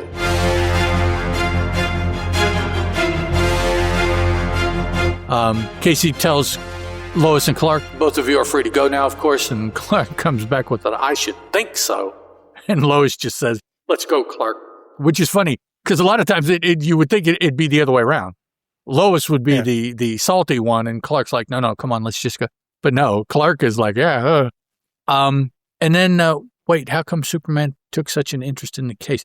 I guess this is Casey with miscolored hair. I guess. We'll talk about this artist here in a bit because I guess he just felt sorry for me, Clark says, as far as why Superman told him. And then the last panel here, Clark thinks that was a narrow squeeze, but one of these days I won't be able to summon up an alibi fast enough, and then they'll find out what I'm trying so hard to keep secret, that I am in reality Superman. And there we go. No, I beat you to the scoop, like a lot of the stories have been getting, or no, at the end or anything like that. Very serious ending because, that would be the last thing that Clark would want to occur is everybody to figure out he's Superman. Right. So let's talk about the art for a second. Yeah, I've seen better. Lee Nowak, earlier we pointed out Perry White being balder in this issue than what we've seen, but then yet if we go back to where was that? But I will say some of the art issues that I have noticed are an issue of coloring. I don't know if Nowak would have been responsible for that or not. I don't know how it was done at this time early on, but there were several confusions that typically they avoid just by different colorations of things, even though they look exactly like you can track it by different colors. But here there were several times that either the color got missed or it was just miscolored, and so it looked like something else, and so it led to confusion for me as a reader. I mean, if you look at, let's go back to page 7. So here's where we see Perry, very bald on page 7. Panel 6, he's even balder than in panel 7. And by balder, I mean Balder the Brave. And it does, to me, it looks, I don't know, because all the lines, the hairlines are on the back of his head. There's no hairlines on the top of his head. So you can't miscolor that because. Right. But then when you get to page 8, the third panel, he has way more hair on top of his head. And that, And he actually has the hairlines and everything. When we go to Sergeant Casey, there he is with hairlines on page 12. Yep. And then, first of all, he's a big dude. Mm-hmm. He's much big. I don't know. But that second to the last panel, I don't know. Maybe that's supposed to be Morton, the back of Morton's head. Well, it could be because he has been bald the whole time. So maybe it is. Wait, how come Superman took such an interest in Clark? I don't know why he would ask that. I don't know why he would ask that either, but I don't know. Here on that page, at the top left, you see Casey is almost completely bald at the top. Then the third panel, it looks like he has hair on the top. And then on the bottom page, the first left, he's got a widow's peak. So it's like, wow, poor Casey is that shit's almost got to hurt because it's changing so quickly. So if that's Casey in the second to the last panel, then I could maybe only assume that when the artist, the penciler drew that, it's obvious. He's got hair and all the other, that's the top of his head. It's just smooth and it should be colored brown. I don't know. I don't know, again, if the person who penciled it, inked it, and if both of those were, either of those were the colorist or if that was a completely different person, I don't know the process right now. And I want to think that if someone was coloring, those people in the Golden Age would be known. And that is why so many of these Golden Age stories, they don't know who it is because it's the artist and they just didn't claim it. Or it's the editor before it went to print and they just didn't want to claim it. Or so it's somebody that we already know and they're just not claiming that work. Maybe because typically it's a rush job to get it out. And so they don't want to be, I don't know. But it's like so many of these Golden Age stories have no record of coloring, which means either somebody got paid as a colorist and there is no record of that, or somebody who was already being paid colored it and they didn't get any more money for it. So both of those are kind of weird situations. So in the mists of time there, the exact what's going on just has gotten lost. Yeah.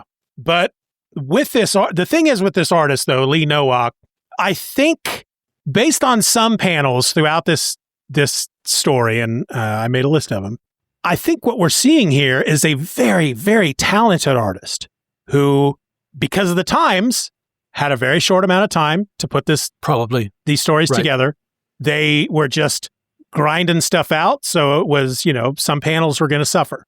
But because we're on the very last page, the first one I want to point out, back to that second to the last panel, the look on Clark's face. Yes. That is I haven't seen Clark emote that way in a while. It's a very good, very a cartoonist type of, it's really good. It's a really good, and that makes me feel like, all right, well, this guy knows how to draw facial expressions. That already is a huge thing for an artist. Whereas every other page, so that tells me this guy's got some talent. So if we go all the way back, so page 2, panel 3. There we go. Page 2, panel 3. I wrote this down as my first favorite panel, just because of the attitude of these cops. Because when I first read this, I didn't realize that they had been hypnotized, and so here's just 2 cops that are like, I don't give a crap. Hey, it looks like there's some commotion at the jewelry store. Somebody's robbing the place. I don't care. Let's just keep going. Page 4, panel 4. I jotted that down because I just found it funny that we don't know really. We got an idea at this point that there's something shady going on. But the fact that he would lock these people in his vault and then the very next panel, he's just sitting at his desk shuffling through papers going, now about those accounts. Just another day. Page 6, panel 4. I actually put on the note card, this is my favorite panel, ! This panel of him somersaulting out the window, when I read this a couple days ago and I got to this page, my eye was immediately drawn to that panel and my brain was like, what in the hell is going on here? What what is Superman doing? And even reading it with context, it still doesn't make a lot of sense. And this would be a panel I would point to say, this is why I think this artist has talent, because he's doing stuff that some of the other artists wouldn't do. It's not enough for Superman to leap out the window. It's not enough for Superman to climb out the window. He's got a somersault out the window. And the fact that Superman, it just makes me feel like Superman is kind of a kid at heart. You know, he's really enjoying having superpowers. And it's like, all right, guys, I got to go. He can't be stopped. He can do whatever he wants. And right now he wants to do a somersault out the window. And then a backflip, because if he's facing the window, he would backflip to get into this position. Yeah, that's funny. Next page, panel 2. So this is when I start marking down panels that just, like the previous one, immediately drew my eye and without context made my brain go, what in the hell is going on? And that's one of these panels, just his legs sticking out from under the car. Now, of course, this isn't the first time he's done this. You and I could infer what's going on, but I think if you just showed that panel to if you somebody just open the book up and turn to this page, it's like, they ran over Superman, and that's, let's see here. Page 8, panel 5. Just the fact that Superman would suddenly just, they're walking toward the elevator and then just suddenly run. I thought that was funny. And his hat matches his tie. Right? Yellow. Yeah, you don't see that very often. There is a lot of yellow in this story, right? A lot of yellow being used. The next page, I put panel 5 on my list because I think this is a very clever use of space. We've got a comic book montage here, basically, of Superman searching these other apartments and these other houses. And so I just like how they compress that. They could have said that he, but they showed. I think in some of the other issues, we've seen it where instead of that panel, you might see him looking in a closet, and then there'd be one of those text boxes that is a panel by itself that tells us in between visual panels, a text panel. Yeah, but we see it here, and I really like the Superman in the foreground of that panel. So the lower right hand corner Superman, he is layered above the rest of the panels. So I think that's neat. So his elbow sticks into the panel up there, and his shoulder sticks. I think that's neat. I think this artist is a talented dude. Well, he's got some ways of looking at things that we haven't seen before now. Yeah, some visualization. Page 10, panel 2. Again, what's going on here? He is with Superman hanging upside down, looking in the window. Yeah. I also wrote down the reveal of the villain, Harold Morton, because my initial response was, Harold Morton, who's that? And I think this is an example of the difference between how they wrote for comics back then and how they write for comics within the last 30 to 40 years. And if nowadays we would have met this guy at some point before this reveal. Right. We would have met him. And these decompressed writers probably would have spent like 3 issues letting us get to know this guy. He would have showed up in places, or they would have gone to his house, or he would have, something. Yeah. And but here it's just like, oh, the bad guy. Yeah, you've never met him before, but we'll just let you know he's a psychologist. Absolutely no weight. It's like not only is it a who, but it's a big fat for the reader. Who cares? I mean, what Yeah.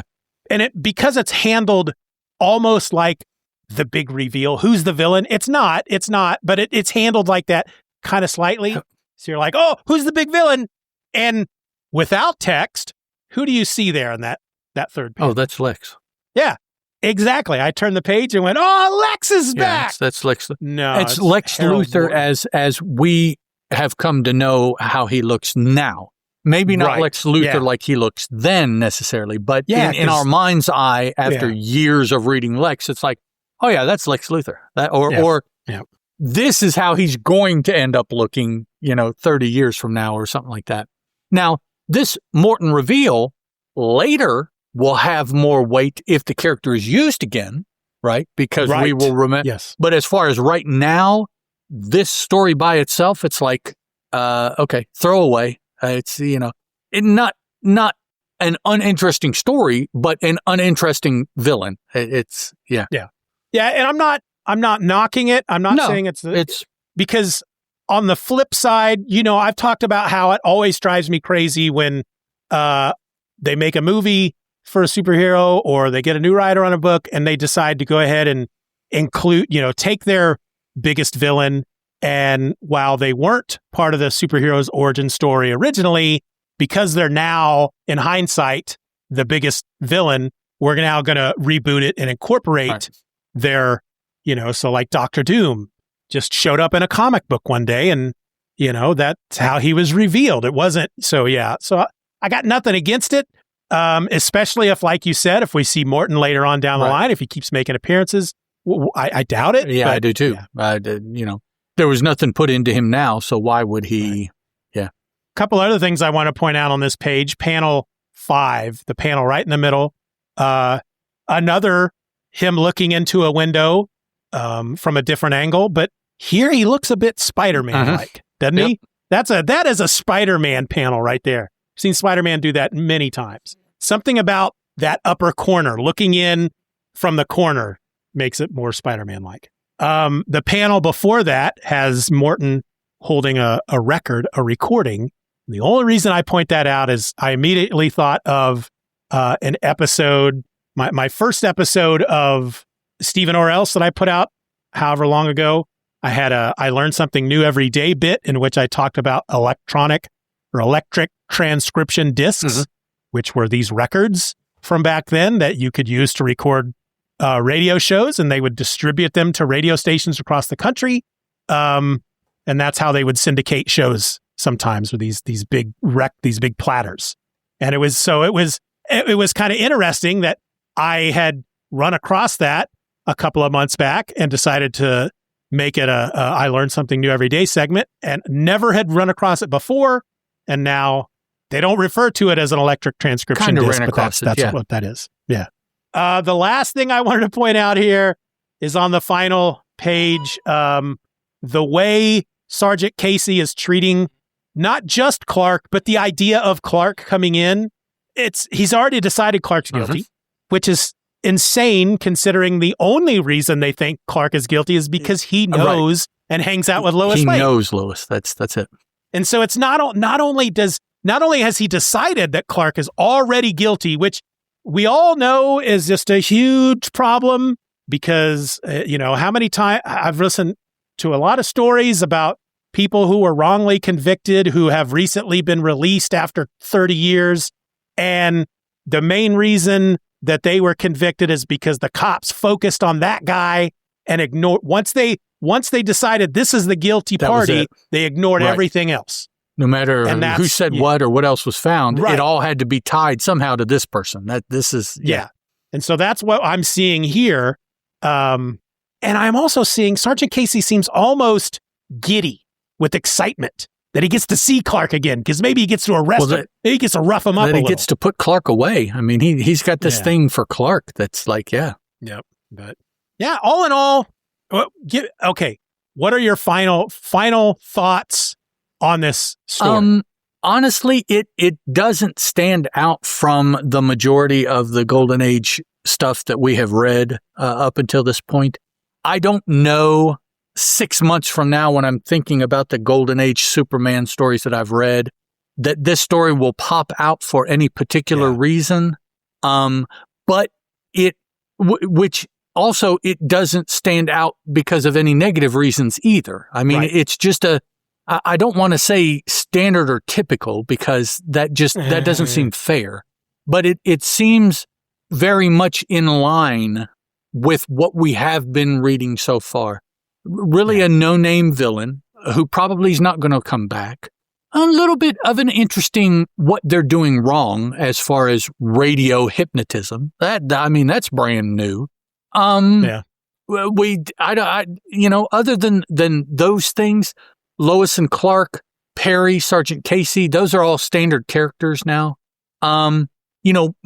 Interesting right now is the way that Casey is looking at Clark, like we spoke about. But again, 6 months from now, I don't know that the story will stand out because of that either. We'll wait and see what the relationship between Clark and Casey looks like moving forward. And maybe this will be the story that is the turning point of something or something like that in looking back. But as of right now, Superman was Superman. I'm a little disappointed that he's not flying around, that he's still scrabbling and climbing and doing all. I think in the next story, the first of Superman 11, I think he actually climbs up the side of a building in that one. And I'm like, come on, guys, will you make him fly and just quit? Yeah. So, it's, my patience is getting thinner with the non-Superman-y kind of stuff still going on with this. 38 issues into this and 10 issues into his own book having multiple stories. So you're looking at 30 to 40 there, another 30 to 40. So you're looking at approaching 75 different stories, not counting perhaps other appearances that he's made. And he still really doesn't look like the Superman that we know. Now, I understand that we're talking about 80 years of history. So yes, but I want some of these things to start happening. And I also want some things to start occurring. He needs some villains that he defeats, but they come back, or they get away and they come back. And, some foils for him, because right now he doesn't have an appropriate foil yet. If all he is going up against are regular people, he's Superman. He will always win, which I don't necessarily have a problem with as a superhero, but I understand as a reader that gets kind of monotonous after a while. I mean, you pick up the book, and at the very end, before you even start reading, you know what's going to happen. Oh, well, Superman's going to win, so let's just see how. It takes a little bit of the excitement off.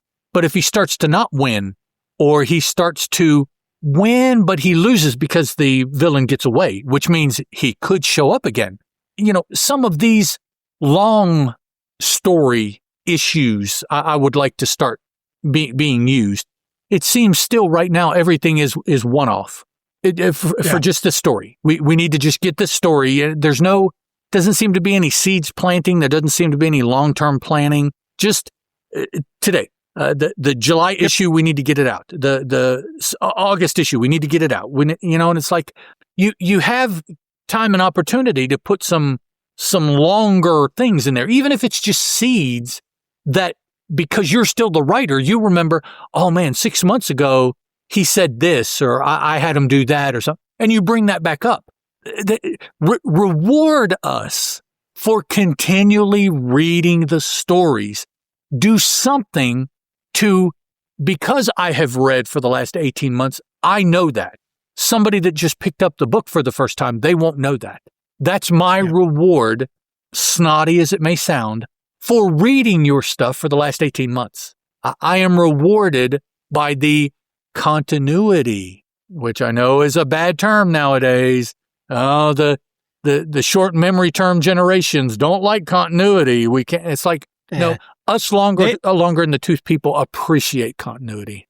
They definitely were not even thinking about continuity at that time, with the exception of, some very basic continuity. Well, the main character, there was continuity with the main character. Exactly. But that was it.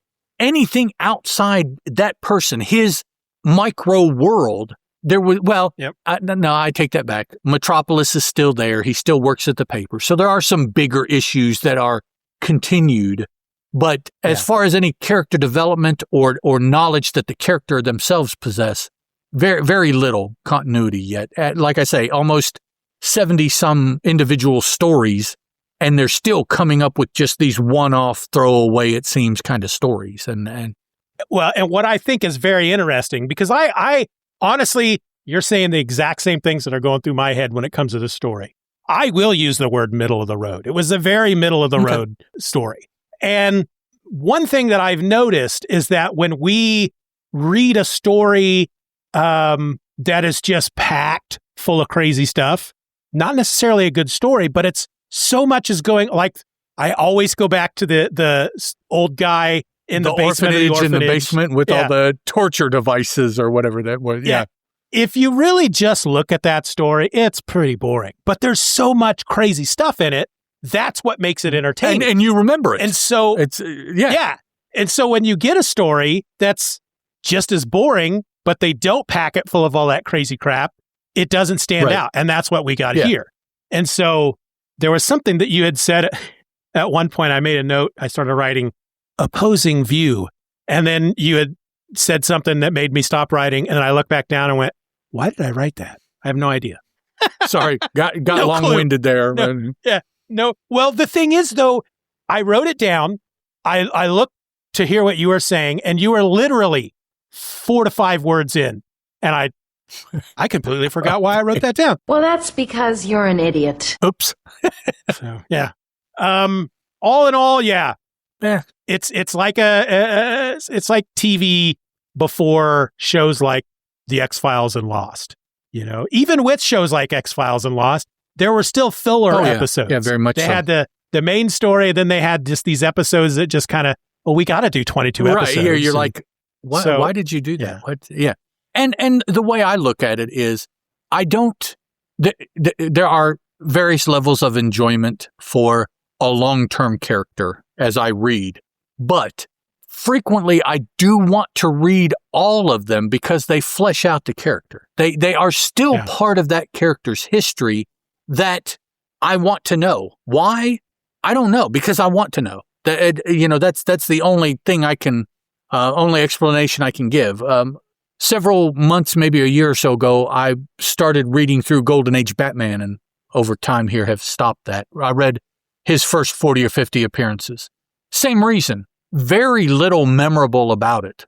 I am currently reading Golden Age Wonder Woman, the stories from her book, Wonder Woman, not from Sensation. I take that back. I'm reading the Sensation stories, but I'm reading them because of the Wonder Woman stories, because I'm listening to a podcast talking about those. You know, I was just there minding my own business, seeing what kind of trouble Spider-Man got into that week. Wonder Woman. I am, I don't know, probably 25, 30 Wonder Woman stories in. Other than my exposure to Wonder Woman, there's nothing outstanding about those. I mean, it's where, certain characters came up for the first time and things like that. So, I mean, it's important. But as far as overall, will I remember that, Etta Candy first appeared? No, I don't, So it fleshes out the character to a point, but it's not necessarily a lot of those early stories a memorable point. It's just history for the character. You go through whomever, and I think that's my enjoyment, is I try to think as someone not my age, because they wouldn't have been doing it, at the time that these books were coming out, reading these stories and trying to see them like somebody would then, not somebody that has read far more comic books than they want to admit to over far too many years, so I keep in mind, I understand that very much is going to jade my thought, because I have all of this background information. Like I just said, I want Superman to start doing Superman-y things. That's only because I have read modern Superman that I can even remotely say that. If this is all I had read, well, there's nothing to compare to. This is what Superman is. So, I try not to let it affect my judgment of a given story, but it is still there that I have read modern interpretations of most of these Golden and Silver Age characters for years and years. Yep. All right, then. Should we wrap it up? Let's wrap it. Put a bow on it. I don't have any bows. Oh, okay.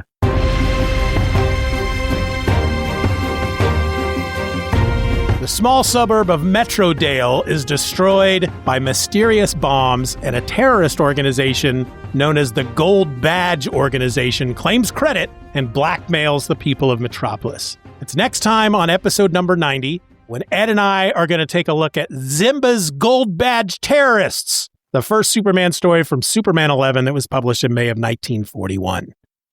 I kind of wish I had gotten that read. Just the title alone makes it sound interesting. The bad guy's name is Rolf, which sounds very similar to someone else of a very similar organization around at the time the story was written. Okay. Now, Zimba, I didn't look up to see if Zimba has some kind of relationship to the last name or anything. But yeah, when I saw Rolf, R-O-L-F, I was like, oh, I know what you're doing there. Plus the way the organization acts, that is exactly what they're doing. But okay, looking forward to that.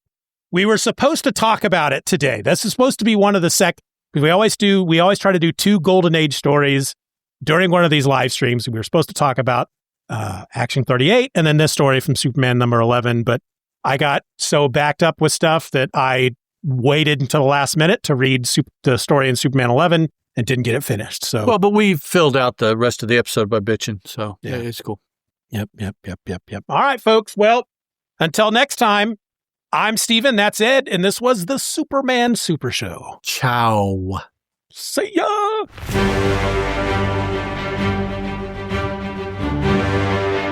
We want to thank you for listening to this episode of the Superman Super Show. Questions and comments can be directed to the Superman Super Show at gmail.com. If you enjoyed the show, you can help to boost our presence online by leaving a rating or review on your favorite podcast app. The Superman Super Show is a presentation of Stephen or Else Media. For more nerdy content just like this, check out SoManyPodcasts.com or use the link in your show notes. Superman is a registered trademark of DC Comics and was created by Jerry Siegel and Joe Shuster.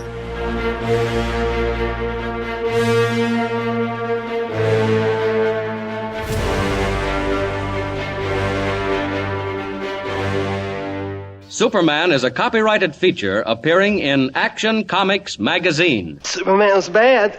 I mean, he was bad.